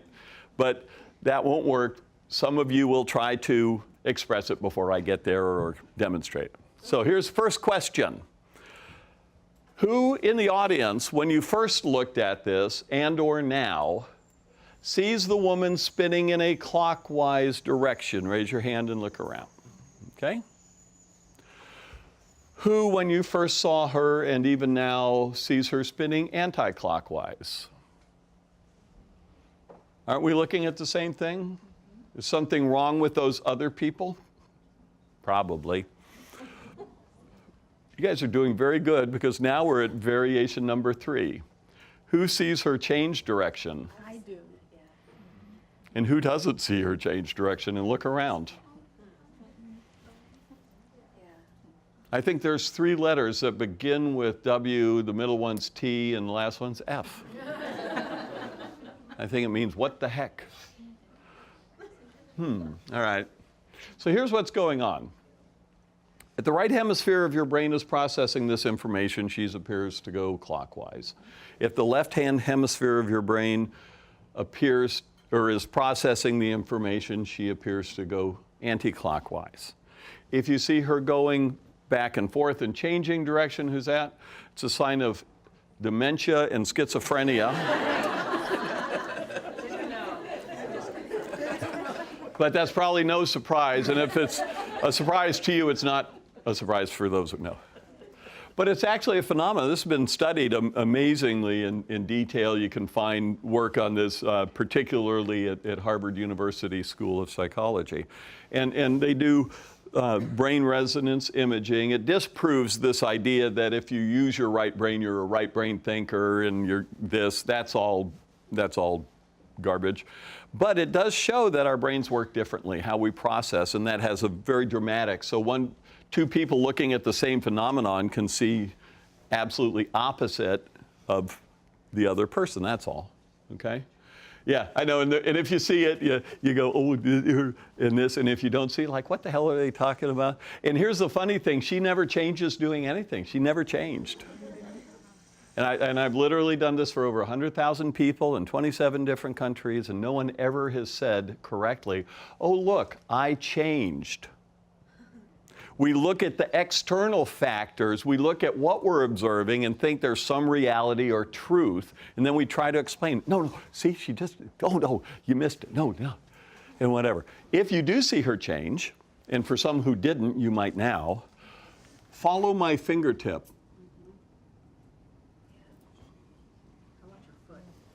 And you watch her foot. Some people do it once. Some people might see differently. Some people won't. It's like, what the heck and whatever. And we're just different in how we process information. This is neurological. It's not physiological. Okay? What y'all laughing about? We both said she's not changing because we're losing our damn minds. Yes, she's not. Yeah, and both could be true. Even when you tried to shut. Yeah, that's all. And this is what we spend too much time doing. We try to. Do you smell this? Do you have this? This is. And all we're trying to validate is that's the way the ladies. Yeah, power of persuasion and also power of suggestion, and whatever. Oh, do you smell the olala berries? Oh yeah. Fenugreek. Oh, ooh, it reeks of fenugreek. A quick question. Yes, quick question. What do you think of tasting notes? Tasting notes are a great thing for you to read for yourself. And maybe share with permission. And we'll actually get to that because tasting notes. But what I want to say is we've been studying, this just came out 2 weeks ago. This was a study done with 300 millennials at the School of Hospitality at Michigan State University. And they were taking what we're talking about with phenotypes and how we can potentially use that to help understand people's preferences and even their expectations. And so they found support that it's reasonable consider in your tasting room that you do phenotyping. It's a new conversation. And it starts with, hi, where are you from? How long are you here? Where are you staying? Did you have a nice dinner last night? Tell me about yourself. What's your wine passion and preference? And they might immediately jump right to it. That's great. But here's where this comes in. Well, I don't know. Or I'm not sure. I was having this conversation with somebody just the other day, yesterday, when I was being interviewed for the archives, and the guy doing the interview was a sweet phenotype. But he wouldn't tell me that he likes sweet wines. So he says, so what, tell me about your work. And I said, great. Let's start by you tell me about you. What? And so I became the interviewer, right? And I said, what wines do you love? He says, well, pretty much Pinot Gris, but I'm learning to like Pinot Noir. I said, oh, cool. You love sweet wine, don't you? Yeah. I said, so why did you tell me you're trying to like a wine that sucks? Oh, well, because I'm trying to learn more. I said, great. And that's great. Don't stop that. But listen to your inner sweetie here. Because you love Moscato. He goes, I love Moscato. All right, great. I love you. I know other wines you're going to love. I know which Rieslings you'll like the most. And it's not the one the sommelier is going to recommend that's petroleum smelling and bone dry. That sucks, and that's why people don't sell Riesling, because consumers don't trust people selling Riesling. They don't. It's a sure bet they'll sell you something that sucks and give you all the reasons why and the tasting notes to go along with it. Oh, the petroleum notes of diesel and fumes of the freeway wafting over. Jesus frickin' Christ. Goes with a burning monk that poured gasoline over himself. Maybe I shouldn't say that, I don't know. But this helps sell wine. It helps sell wine. I'm going to make some bold recommendations for you guys, and a lot of you will just go off in a huff, but I hope you'll take it seriously. Because when you use phenotyping in a service position in restaurants, most service people, like Connie here, out here serving us today, are sweet phenotypes and hypersensitive. And why are they in the restaurant industry? Because their compassion to a fault, in wanting to be and save and do the things they do. Another sweet phenotype is Ryan Hewitt's wife. She's a registered nurse, and I acknowledged her for this, who she is for humanity and the people she cares for, because that's who she is in life.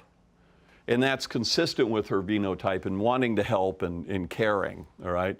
And using this to help people find wine they'll find delicious or create a new experience that they, wow, they listened to me, I really was gotten in a new way, all right?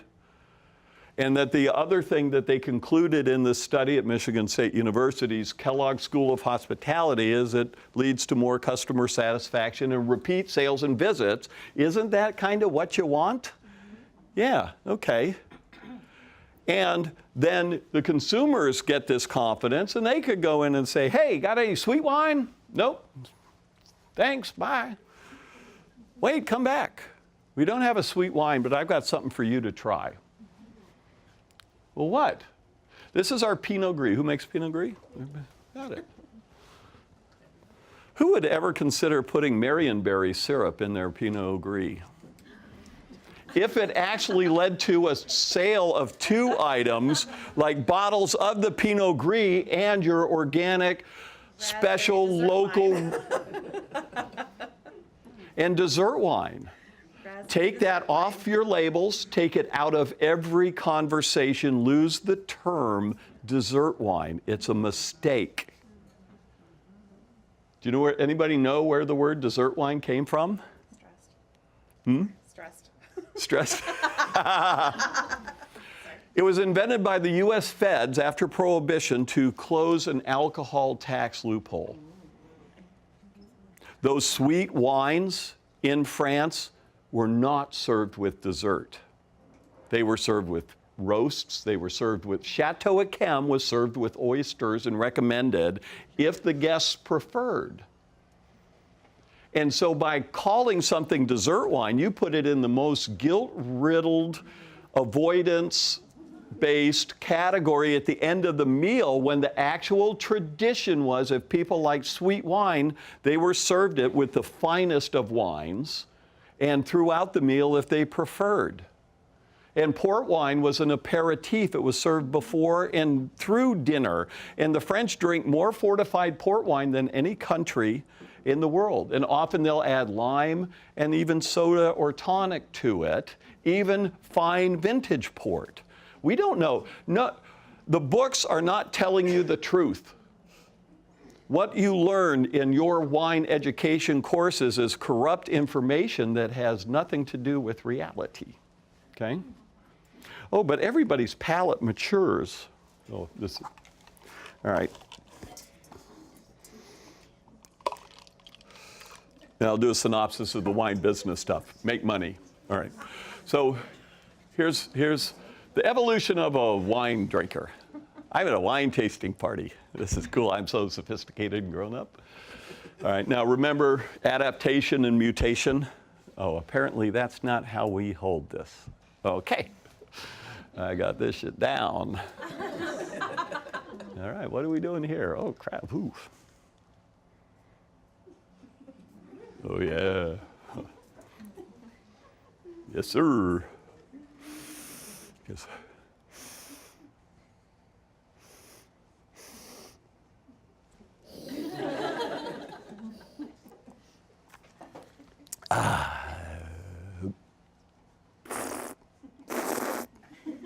It's observable. These are observable mutations.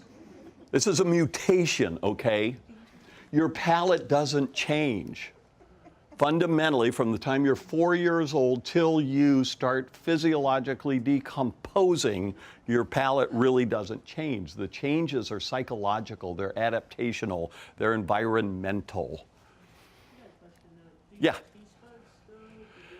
Your taste buds regenerate every single cell every 14 days. Pretty much.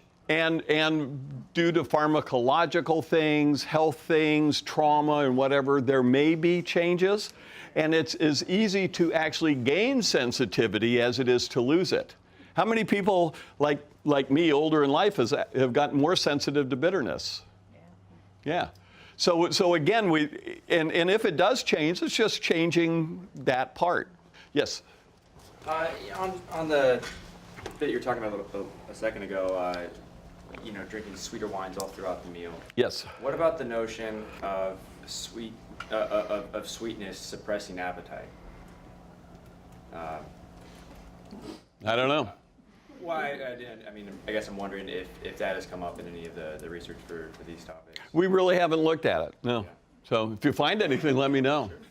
And it may satisfy. I mean, you have to learn to not like sweetness. Who doesn't like sweet wines? I don't. That's okay. I'm not saying you should and whatever. I'm saying you should respect the people who should. And if people find that if sweetness suppress my appetite, that'd be awesome. Got anything to frickin' slow that freight train down. Jesus Christ. That's why I became a chef, was to protect my food source. I'll cook. I get the best cuts, I get to snack before, and I get to eat after, right? So what's happening is and these are sweet phenotypes, and this has actually no, anybody ever hear the name Harvey Posert? Harvey Posert is one of the giants of this industry. He's a PR legend. He wrote the book on winery PR with Paul Franson, Spinning the Bottle. Very, very cool book. Harvey's an old friend of mine. He was 25 years at the California Wine Institute as one of the top executives promoting California wines. Bob Mondavi hired him as senior vice president of communications. I get to do my Harvey imitation. Harvey's from Memphis. When Bob hired me, I said, Bob, you might not want me to work for you. I can't stand your wines. They taste like crap. And Bob said, I'm not hiring you to like my wines. He actually said, I'm not hiring you to like my wines. I'm hiring you to make us famous. It can be argued Harvey Posert actually created the Napa Valley, and certainly Robert Mondavi Winery. A great, great guy. There's a study, anybody wants it, email me. It's 54-page background and study. A lot of it's in the book, but the whole report came out in 2010. In 2011, I ran into Harvey. He came up to me at a wine event for big wines and big bottles and big glasses with big people that were much bigger in life than I am. And he walked up and he had a cocktail in his hand. He said, I read your report you published with that doctor at Cornell. It kind of sounds like Forrest Gump, doesn't it? And I had a box of chocolate. And he said, it changed my life. I said, in a good way or a bad way? He said, I found out I'm one of those sweet vino types. 45 years in the industry. A giant, literally a giant. He said, you got to write a book. I said, well, Harvey, I'm not highly educated. I'm ADHD and I'm dyslexic. If I write a 5-word email, I got to go back through 4 of the 5 words to change the letters back and get it. How the hell am I going to write a book? He said, we'll find somebody to write it. You just puke it out of your head, we'll get it down on paper.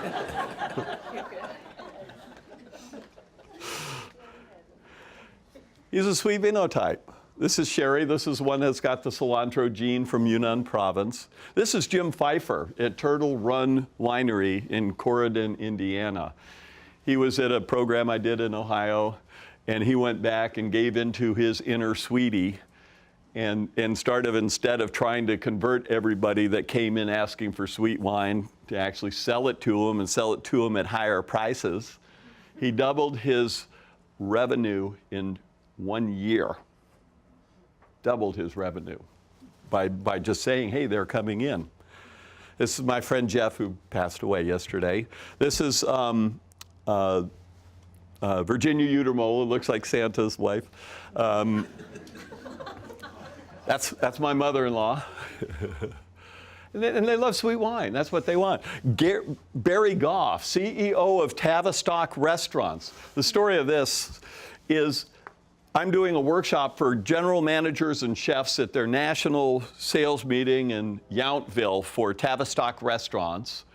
And they own the California Cafes, the Napa Valley Grill, and a lot of single unit white tablecloth high-end restaurants. It's a multi-billion-dollar company based in Orlando. And I didn't know who Barry was. He was just one of the guys in a chair. And he said, hey, can you recommend a wine I'll like?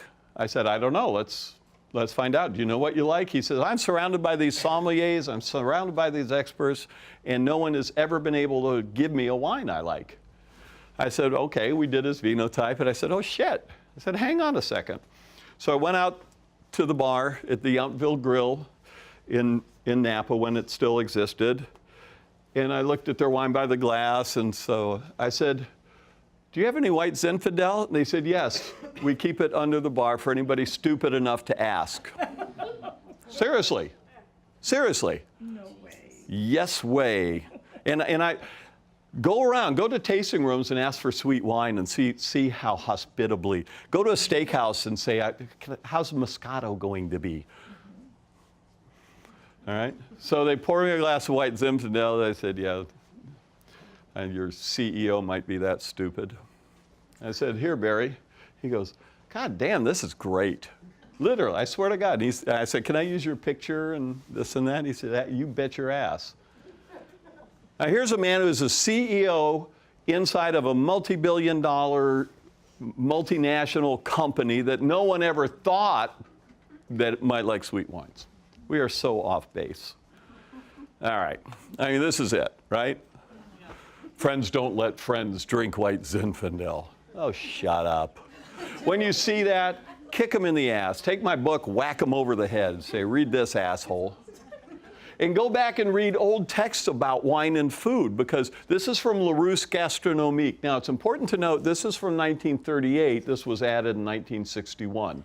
You can find Larousse Gastronomique on Amazon for less than 25 bucks, and it's just awesome to read these old recipes and what used to happen. And this kind of jumps out. They've got a huge section on wine, how to make it, how to correct flaws, how to use other fruits, how to mix fruit and grapes together, all sorts of things they used to do in France. But it calls out that you should use something that he's actually citing back from the 17th century that still holds true in 1938. When you serve the entremet, the finest part of the meal, you bring out the Lafite, you bring out the Romanée Conti, the Hermitage, or if the guests prefer, the white wines of Bordeaux, the sweet wines, Sauternes and Saint-Péray. That's how it actually used to be. There was no wine and food pairing in France. It's all made up. And it's not a terroir-driven me. It isn't. And they're not naturally affinity me. We made all that shit up. And it gets in the way of doing what they used to do, which is making delicious food, sensibly balancing it, that is actually good with wine so that somebody could have the Hermitage, the Côte Rôtie. When you look in 1961, this was the emergence of wine and food pairing because they said, with the soup, have Madeira, Marsala, Porter, Sherry. That's not at the end of the meal. Huh. And when you have the fish and hors d'oeuvres, sure, have the Chablis, but have the sweet Barsac, have the Chateau Yquem. It wasn't a dessert wine, it was a table wine. And so take that dessert wine thing, just say sweet wine. And all of a sudden, it's a whole new market. What's the #1 selling wine at the Robert Mondavi Tasting Room in Oakville, California, surrounded by Toquelon vineyards in the terroir and this and that? Anybody know the #1 selling wine? Moscato d'Oro. 10% residual sugar, 100 grams per liter. Experience with wine was In- in that tasting room. In that tasting, and you loved it, didn't you? Like in 1980, didn't grow up in a wine drinking house. And this has been consistent. This is not a new. That was strawberries and went, oh dear God. Oh my God, I'm in. Yeah. And the people buying it are not buying it to have with dessert. It's a trophy No. to take home to share with their friends and share that experience. I remember that beautiful winery because of that experience. Who thought that's the way to make a memory that isn't? Don't you want her leaving your winery going, oh my God? If I ever went back there, that's what I would drink. The way to differentiate, the way to make your experience unique for your visitors is to get them, not proselytize, not use this magical, metaphorical world of wine and food pairing. It's how your wine fits into their life. It's that ability to say, I know you don't like the dry wines, but let me give you an experience that they're then you're going to convert them to a customer, and they'll walk away and they'll take it home. How many times did you tell that story? Oh, I know. Every dinner, Yeah. every time you bring it out. We took it home. And summer and winter and spring and fall, it's not a winter wine or a picnic wine or a beginner wine or a novice wine. It's good goddamn sweet wine. Well, I don't like sweet wine. Then you will hate it. Fine. And we've got these for you. And this is what's missing in what we're doing. And it'll have more people coming back, and it'll have the right people coming back. If you keep going the geek path with everything you do, you're going to have a valley of geeks. It's a flock of geeks. If they're flying, then I think it's a what of geeks? Gaggle of geeks. Yes, they're in the air. This is what they used to do. Red wine with the meats was used as mouthwash. Seriously, the mutton, the beef that was served back in 1938 was intolerable by today's taste. Anybody ever go to the French countryside and have a rabbit dish or pheasant? And they hang the game till it's, by today's standard, totally rancid. And if you've not grown up with that, it's like natto. It's like, and you don't know, should I send this back? Is it rotten? Okay. So let's all rethink wine and food. It's bad history, it's unrealistic recommendations, and it's a bunch of pseudoscience. I'm going to give you some homework, and then we're going to talk a little bit about business. Have you tried it? I want everybody to try Cabernet and oysters. You may find it disgusting. Probably if you're hypersensitive and you don't like Cabernet to begin with much, the umami taste in the oysters will make the wine more bitter, more sour. A lot of you are going to go, this is awesome, right? Where's my oyster? Yeah. Yeah. What's the problem? All right? But have you even tried it? Have you ever tried unseasoned salmon with Pinot Noir? Mm-hmm. It sucks. Now, here's a thing going on with wine and food pairing. I've been mentioning metaphors. Metaphors can be understood as a physical protein connection. There's a physicality to proteins. This is Dr. George Lakoff at UC Berkeley. And when it happens, the metaphor overrides reality. And you don't experience the experience. You don't think about actually what you're saying. And that's what wine and food pairing is. So you're doing things with wine and food, and Greg Jones and I were up in British Columbia. And he and I have been talking about, we've been talking a lot. We really like each other. I love his family. I love his friends. I love Aaron. And we would go to these tasting rooms where they would have the hors d'oeuvres that are paired to the dish. Anybody do that? Yeah. And we would stop for a second when you do wine and food. Taste the wine, taste the food, taste the wine. And instead of trying to find that magical pairing, just ask, what's happening? And it's way different. Every single dish with every single wine brought out more bitterness, brought out more unpleasant characteristics with every single one we tried. Ask Greg. And they're extolling, oh, and they're just living in this metaphorical thing. Oh, I heard the stock market went up. Anybody see that stock market? What does that mean? More money, a graph going up. And what is the stock market? It's a place. So really, if you weren't thinking of the metaphorical graphic representation of up is good, down is bad, more money, less money, you would actually ask the question, oh, the stock market up, where'd it go? Was anybody killed? Because that's really a logical question if somebody said the stock market went up, but we jump right to the metaphor. So part of your homework is going to be this. Take some strong red wine and eat a cherry or a red seedless grape. Try the wine again.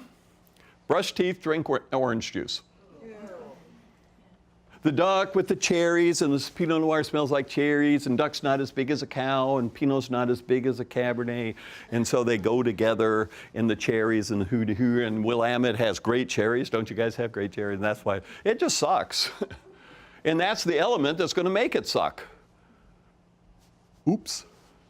Oh, the red wine and the red meat and the proteins and the fat and whatever, pseudoscience. Doesn't happen. Doesn't happen. Cook a really nice USDA choice strip steak or ribeye, grill it however you like it cooked, strong red wine, piece of fat, try the wine, try the fat, try the wine, it sucks. It gets stronger and more bitter. You can't have salt on it because the salt will suppress the bitterness. It has nothing to do with the steak. Who's heard of umami taste? 30 years ago, I introduced that concept into our language. I am the Swami of Umami, and I have the official Swami of Umami t-shirt and matching chef's hat now, thanks to the Aubrey Glenn Gives Chili Cook-Off, which I won. Thank you. That's kind of cheating on my part, because I know umami taste. Asparagus has more umami than any other green vegetable. Umami is in oysters, umami is in pickles, it's actually in fruit, and it's in steak. So the proteins and the tannins and the bitterness, try a nice piece of rare steak, unseasoned, no salt. Try your wine, try the steak, try the wine, it sucks. Put a little salt and lemon on your hand. Anybody done this before? You might have used another body part of a friend or... Red wine in hand, take a sip, lick hand, yell, ay, ay, ay, ay. Try the wine, smooth as a baby's ass. You can have that on the bar of your tasting room and tell people when you're doing your dinner for Thanksgiving, buy some of the wines you love and maybe even have a little bit, and don't forget the Marionberry syrup or the raspberry or whatever for those who love it, or get that bottle of Moscato or what if you have a sweet wine. And take this home, and when you're having dinner, have a bowl of lemons or lime wedges, and make sure to have the salt on the table. And just know when you get to the marshmallow yam shit, that it's going to make your wine suck, and point that out. People go, oh, you're right. Instead of going, oh, you ruined the wine. No, it sucks. There's a huge neurological shift in telling somebody what's going to happen rather than trying to find the perfect wine and fumbling around over it because you can't, and everybody's got their own opinion on it. None of it has any validity except for yourself. And if you're expert, you're not even experiencing it anymore because you're already predetermining what's going to happen in your head with the metaphor. All right? So this is how we do it at my house in Bend. Seriously, every one of you is invited. If you're in Bend, call me. Email me, let me know. If I can do it, we'll do this. I did it with Sarah Walcott, who writes for Bend Lifestyle. Her family's got a winery up in Prosser. She said, well, this Red Mountain Syrah, there's no way you could have it with a delicate piece of fish, because what'll it do? It'll kill it. Is that a metaphor? I mean, is it really going to kill it? No, it's going to overpower it. Well, what do we mean overpower? So I took a little bit of sole. I actually took some off-dry Riesling, and I poured the Riesling into a pan, wrapped the sole up into little paupiettes and seasoned it very lightly with some salt. I put some lemon juice and a little salt in the Riesling, and I poached the little piece of delicate sole. Try the wine, try the sole. It didn't overpower, it was delicious. As a matter of fact, it was succulent. It was really, really good. Oh, but when you go back, the wine was soft, smooth, beautiful. Have you tried that? Try that, that's your homework. These are umami compounds. Did you know glycine in the wine is actually sweet as hell, and it's not a sugar, it's not measured as sugar, but if your wines are high in glycine, this explains why some wines have a sweetness, but they don't have any residual sugar. All sorts of cool stuff. But the butter and the fat smooth out the wine. Try unsalted butter. Try wine, try a little butter, try wine, sucks.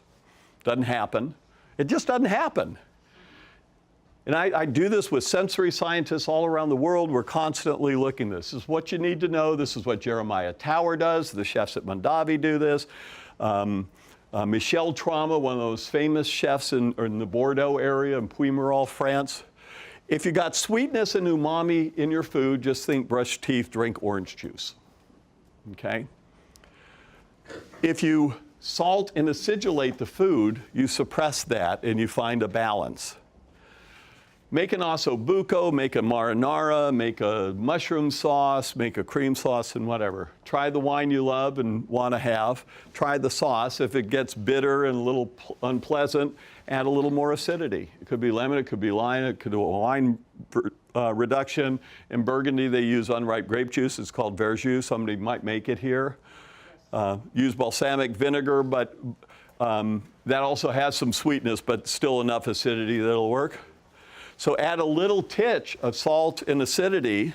Taste the food again, it will taste better. This is why Jeremiah Tower and these chefs do this, because we can demonstrate this is how you make food taste best.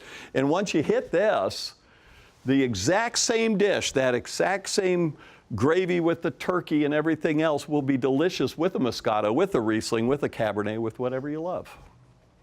It really works. All right, so sweet and umami amplify bitter and sour tastes. Tomatoes, shrimp, asparagus, steak. All right, and salt and acidity are actually wine's best friends, which is back-assward from when you have a tomato and it makes a red wine taste bitter, it's actually umami doing that. It's the taste of ripeness. But we say, oh, the acidity kills the wine. And we're actually so back-assward because acidity, that drop of lemon juice and a little bit of salt is going to make the tomato so much better, and boom, your wine is smooth and delicious again. Seriously, do this stuff. Try it. It really works. Try a delicate piece of fish, petrale sole or a halibut, whatever. Saute it a la Meunière, so you finish it with butter, lemon juice, and parsley, and salt it intelligently and to your taste. And try it with a big-ass red wine that's going to overpower and kill it. It won't. So all we're trying to say, you go into a shoe store, you expect people to know people have different size feet, right? Somebody sells you a pair of shoes and you go, ow, these hurt. They go, oh, your foot's not mature. We have classes. But that's what we're doing. I mean, what the heck, all right? Don't think every consumer wants to go on some wild exploration and discovery. Some do have the conversation to find that and then take them on that, and others don't. They just want something that tastes delicious. They want to take that Moscato home in peace and share it and tell the great story about how they got that, or that great Pinot Noir, or that great Cabernet. Wine is best. Oh, this is really a food wine. Oh, give me a frickin' break. Your palate will mature over time. Yeah, that's why you don't like the shoes. Americans like sweet wines because they grew up on soda pop. This is just so patently wrong. Human beings love sweetness, and if you don't, you had to learn and mutate to not like it. And the French always drank sweet wines much more than dry wines. In fact, they found a shipment of French champagne at the bottom of the Baltic Sea, perfectly preserved for 170 years. Coca-Cola is 108 grams per liter in the US of sugar. This French champagne, Veuve Clicquot Moet before Chandon, was 140 grams per liter, and that's how they drank it in France. It was 30% sweeter than Coca-Cola. And we don't know that anymore because our history is so messed up. Wine educate, we should educate everybody. Shut up. Wait until they give you permission and they tell you that's what they want. Thinking that we have to educate people how to set the clock on a VCR is a kiss of death. It's a sign that it's not intuitive. That you've got to do something special. And I'm not saying don't educate, but let's also be a little bit more rigorous about what we're educating about. Oh, foie gras goes with sweet wines. There's no evidence of that. It's not proven by history. It actually came with Nouvelle cuisine when they started using sweet things in the dishes. Oh, the tongue map, you should taste this and this. Get rid of it. It's bad information. Look it up. Find out 40% of people get an illusion of this taste, this, but most people don't. So, and it's still taught in wine classes today and just needs to go away, okay? So your unique sense of place, yeah, you and 85,000 other wineries and the terroir-driven this. It's not to not use it, but use it carefully and don't think it's explaining anything to anybody. And most people are actually using it incorrectly. Our hand-selected, blah, blah, blah, all right? So all we're saying, people come into the tasting room, hi, how can I help you? Who are you? What do you love? What do you love in life? And how can I use that to help you find the experience that she walked away with, that she'll tell for the rest of her life? And it wasn't about how they prune and the history of Tokelon and it's not that. It's just not that. So it's about personalizing the sales. Where do you want to go? I'm a professional. Let me take you there. Engage with this new conversation and then listen for and watch for indication of who they are. You can see it in their face half the time. Try this. Ooh, let me take that away. Let's get you somewhere else. All right? And it may be more robust, it might be more intensity, more tannin, or it might be the opposite direction. Pay attention and then guide your customers intelligently. That's how you get more business. That's how you get more sales. All right? There you go. Hi, Hanni. Okay. So these are the 4 phenotypes. We've gone through all that. And whatever. And tell people they got the most. Okay, we're going to get out of it. All right, questions on that end, and then I want to talk business for 15 minutes. Questions? Yes. Who likes it? Anybody okay with this? Yeah? Yeah. You don't realize it. And you don't realize it. I was at Behringer. I had passed the Master of Wine examination. I'd gone through this critical thinking, and I'm thinking, something's really wrong. I was the wine and food pairing guru, according to Jancis Robinson. I was the global wine and food. And she asked me to write the wine and food section for the first editions of the Oxford Companion to Wine. And here I was going like, oh my God, I'm thinking critically, what's this? So I sat down with a group of chefs for Madeline Kamen's School for American Chefs at Behringer, and we're talking, well, why do we do this? And why does this do this and that? And I said, I'm starting from scratch here. Let's pay attention to what's happening. Let's see why we're disagreeing on things. And if we say something works well, what do we actually mean? Can we articulate it? And so on. And then we started that conversation, and we had my Larousse Gastronomique always there, and other French books in the library that we can use for reference, old menus and this and that. And then we discover something. Oh, well, the wines we have today, no, wine was never like that. And 4 of us out of 8 people all at once at the same exact moment went like that. We started calling ourselves the Flatheads. Because over and over again, well, what's this? I don't know, but these scientists keep talking about umami. What the hell is that? And I got research papers, and I sought people out, people in Lausanne, Switzerland, and Japan, and it's this and that. It's taste of glutamate. It's synergized by nucleotides. Humans love it. Well, glutamate, that's bad. Well, human breast milk has 10 times more glutamate than cow's milk. Well, we know sweet does this, and we know salt and acidity does that. And then umami actually was the missing component. This asparagus is making the wine more bitter and astringent. There's no measurable sugar, but it is the highest green vegetable in umami. 90% of people have no problem with asparagus in wine. Try it yourself. And you'll also notice, what do we do with asparagus? In some way, acidulate. Yeah. Lemon and this. And look in the old books at sauce bordelaise, finished with a squeeze of lemon, and anything a la Provençal, and look at the cuisine of Alsace, and look at bistec alla Fiorentina, big-ass porterhouse steak that's heavily salted and served with lemon. And the oysters, oh my God, they drink that with red wine in Arcachon because that's what red wine is produced there. Oh, they dip it in vinegar and they like briny oysters. Oh shit, our heads got flat. Yes? So you're saying like with these food and wine pairings, or the lack thereof, is more about, to develop more harmony there, it's more about balancing your food to the wine than trying to select the right wine for your food. Select the right wine for you. You can go either way. Interesting. And it's not, you're balancing the food to the epitome of deliciousness, and wine becomes good. With rare exceptions where it's a really sweet dish that's dominated, or a really sour, salty dish. But that real sour, salty dish that kills the wine makes it delicious for my mother-in-law. So if you're, take wine out of the equation, would you still prepare these dishes the same way? Yep, absolutely, yeah.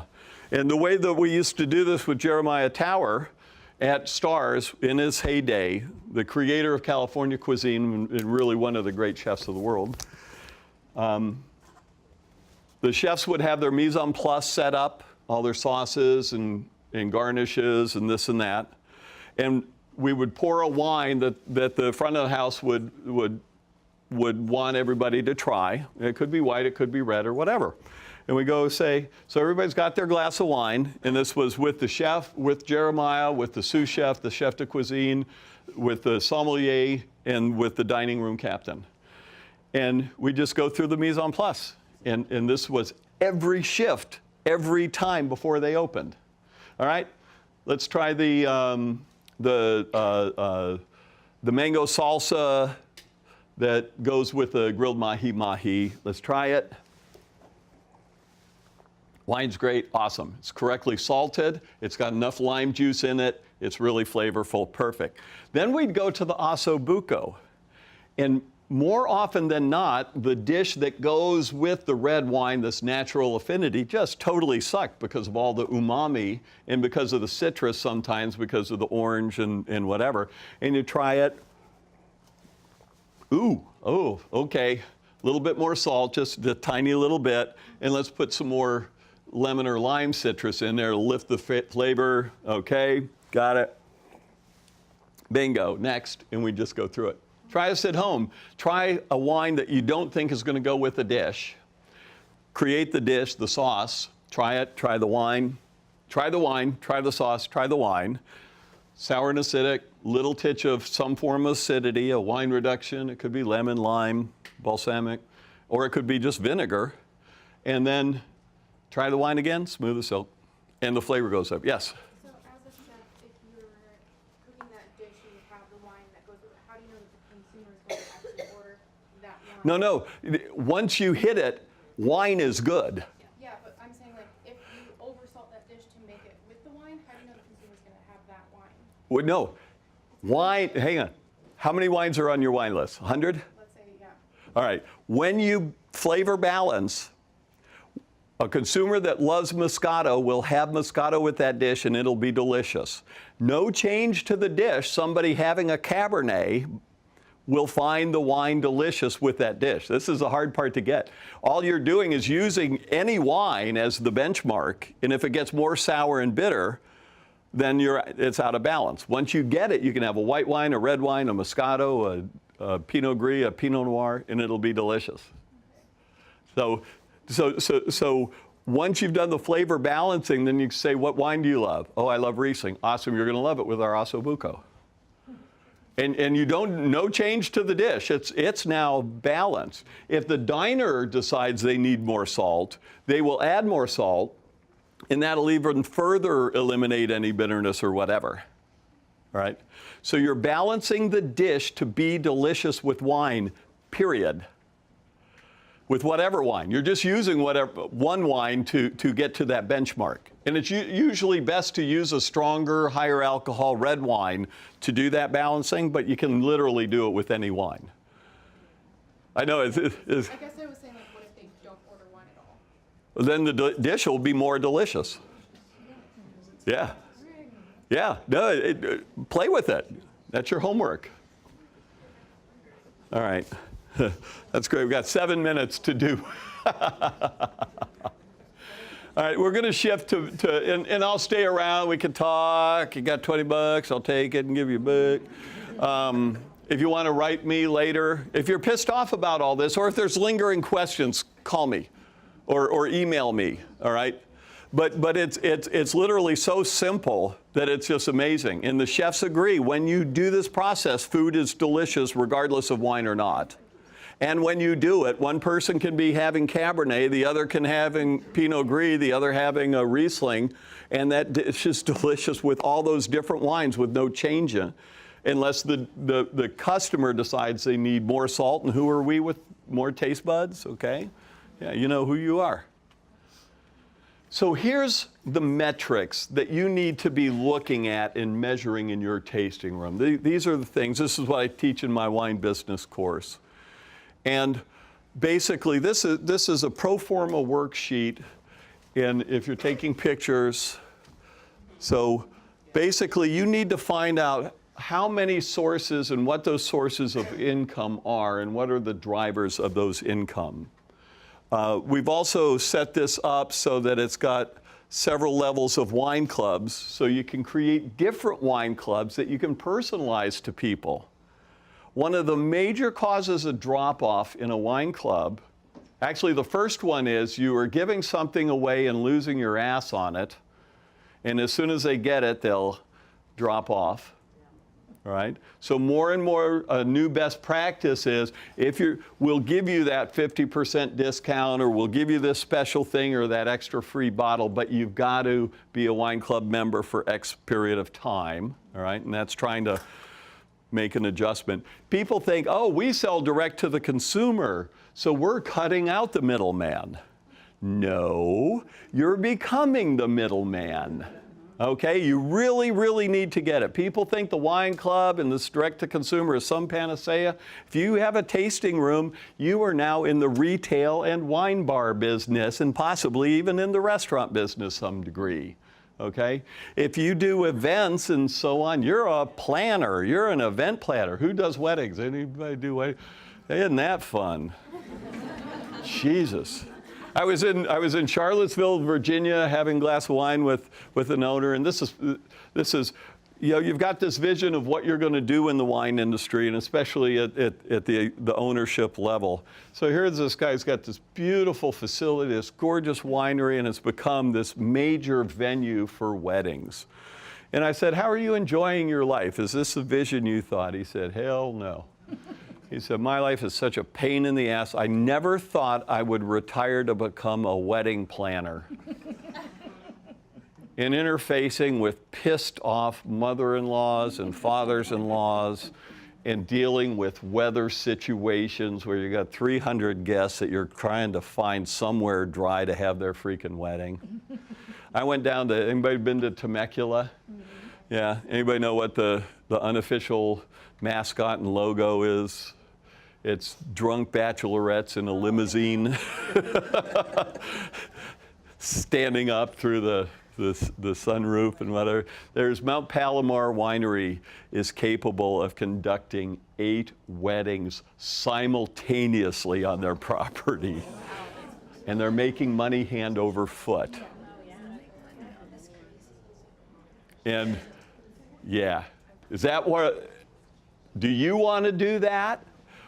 One of the things to look at that's really, really critical is establishing what are your costs of doing business? What kind of licensing and permitting do you have? What are your cost of goods of your product that we're later going to get to pricing and so forth? And in addition to the actual cost of the goods, what are the costs of paper goods and carriers and food items that you give away versus what you sell? And if you sell them, what's your margin on those? Because now you're in the retail gadgets and glassware and trinkets and this, or maybe not. Maybe you have none of that, but you've really got to get it. And then what's your labor? How are you constructed to be efficient? So you've got a tasting room manager, an assistant manager. Do you have a separate wine club manager? Do you have people doing multi-functions? What do you do for groundskeeping and keeping the place beautiful and cared for and that kind of stuff? Or do you do that yourself? And some do. Who's doing your wine club sign-ups, and how are you incentivizing people? This is a big business. People getting sick and tired of this in Napa. Hi, welcome. Yes, we've got a tasting. It's $200, but if you sign up for a wine club today, it's 75 cents, and you'll be a lifetime member of our super unique wine club with these big-ass red Cabernets that we've curated over time. benefits and insurance and on-call staff and part-time, because you can actually get around having to pay certain benefits and taxes if you do part-time people. You might be that person. What's your facilities and your overhead? Running a tasting room is a business, and the business is dependent on engaging with consumers. How do you market? How do you get them to your tasting room? What they're doing in Napa is they have local-only concierge events. They invite every concierge from every hotel, the taxi companies, the limo drivers, come to our winery, free food, free wine. They spend thousands of dollars so that when somebody walks out of the Marriott, we're going wine tasting. We guess we're the only people here that are doing that. What would you recommend? And they're paying off people. They will actually give cash incentives to that concierge to say, come to our winery. Yeah, and that's what I say. This is all coming like a freight train. The best practices and the worst practices. Some places are even contracting. And they're contracting that. 8 places that are like the only places you ever. That's right. And so what the tour and limo drivers are doing now, and the tour companies, if you want us to stop at your winery with our tours and our services, it's $2,000 a month. You got to put that in your plan if you're running a business here. All the best practices and all the worst practices are coming. And the more successful you are, the more the tourism grows, the more it's going to be, the more of these permanent tourists that are going to be overspending because they can do it to buy that special place. Just know that that's what's happening, okay? And then what's your marketing? And so when we look, there's advertising, and you've got to be in certain tourism guides or not, and you've got online advertising, you've got print media, sometimes radio, all this. Outreach, all right? Outreach is this networking in external events. So a lot of people are actually taking their show on the road, and they're doing remote tastings in San Francisco or even New York. And it's like an extension of their tasting room and their events and so on, that they are going to different locations. And then you've got social media and all this kind of stuff. Then you've got a lot of outside services for insurance, shipping, consulting, laundering, drinking water, first aid services. These all have to be accounted and put into a business plan. Pest control, waste disposal. You got bills to pay. You got security sometimes that you need, all right? And so when you're thinking of your tasting room, it's this confluence of the people that you're going to attract and how you're going to reach them, how you're going to get them there, and now you've got somebody who's engaged. So step one of a successful business is engagement, right? And it's hard. It's hard to get somebody even to your website, all right? Now that you've got somebody that's at your website or who opened up the email without deleting it, without even reading it, or who stopped by the winery, they are not a customer till they buy something. And that's called a conversion. They're not a wine club member until they join and actually get something. That's a conversion. So the 3 steps to make your business is engage. How are you going to do it? By educating them, by telling sweet wine drinkers are stupid, by doing the same old wine and food crap that everybody's doing, but ours is special because, or are you going to actually find a different way to speak to different audiences? And then the final and the very hardest part is how do you retain them? And retention comes in a couple ways. Sometimes you can't retain them as a customer, but you might be able to retain them as an advocate and an ambassador. Do you still buy Mondavi? I wouldn't buy Moscato from anywhere else, that's for sure. She wouldn't buy it from anywhere else. That's what you want. Every one of you want her for life. You really do. And it's not going to come by telling her she's stupid or unsophisticated or... Pinot too, so. And she loves Pinot too. So there's multiple options. And do you trust their Pinot or do you have another favorite on that? Oh, only Oregon. Only Oregon. Got it. So there is a sense of locality and place and And only certain ones. and only certain ones. Yeah, we all know this. So now, how do you make your wine stand out? How do you take your message? Remember we talked earlier about market segmentation, and this is how you measure the success. Is now going to be up at the top here. All right. How many days are you open a year? How many? 350? Okay. So if we plug in 350 days a year, that's a really powerful variable and something you need to measure and know, how many you are. And then what's your tasting room traffic daily or annually? How many visitors do you actually get to come through your tasting room? It's kind of variable and it's not easy to measure, but start measuring it. Because you need a benchmark to help see, are you doing better or worse and whatever. Is it a little bit down in February? And you need to plan for it, you need to adjust, you need to shift things to help lower your costs. And then later you're going to be packed, you're going to be 3 deep and whatever. So how many people you have daily and annual is a huge piece of this. And who charges for tastings? Okay, how much do you charge? 10 or 18. 10, 18, 20, 50? Or was that 15? 15. Yeah, all right, I got 15 in here. How many of you waive some tasting fees? Measure that. And especially when you're waiving the tasting fee as marketing dollars to get somebody to sign up for a wine club, or because it's a VIP and you want them to walk away with that VIP experience and so forth. And then figure out what's that VIP experience.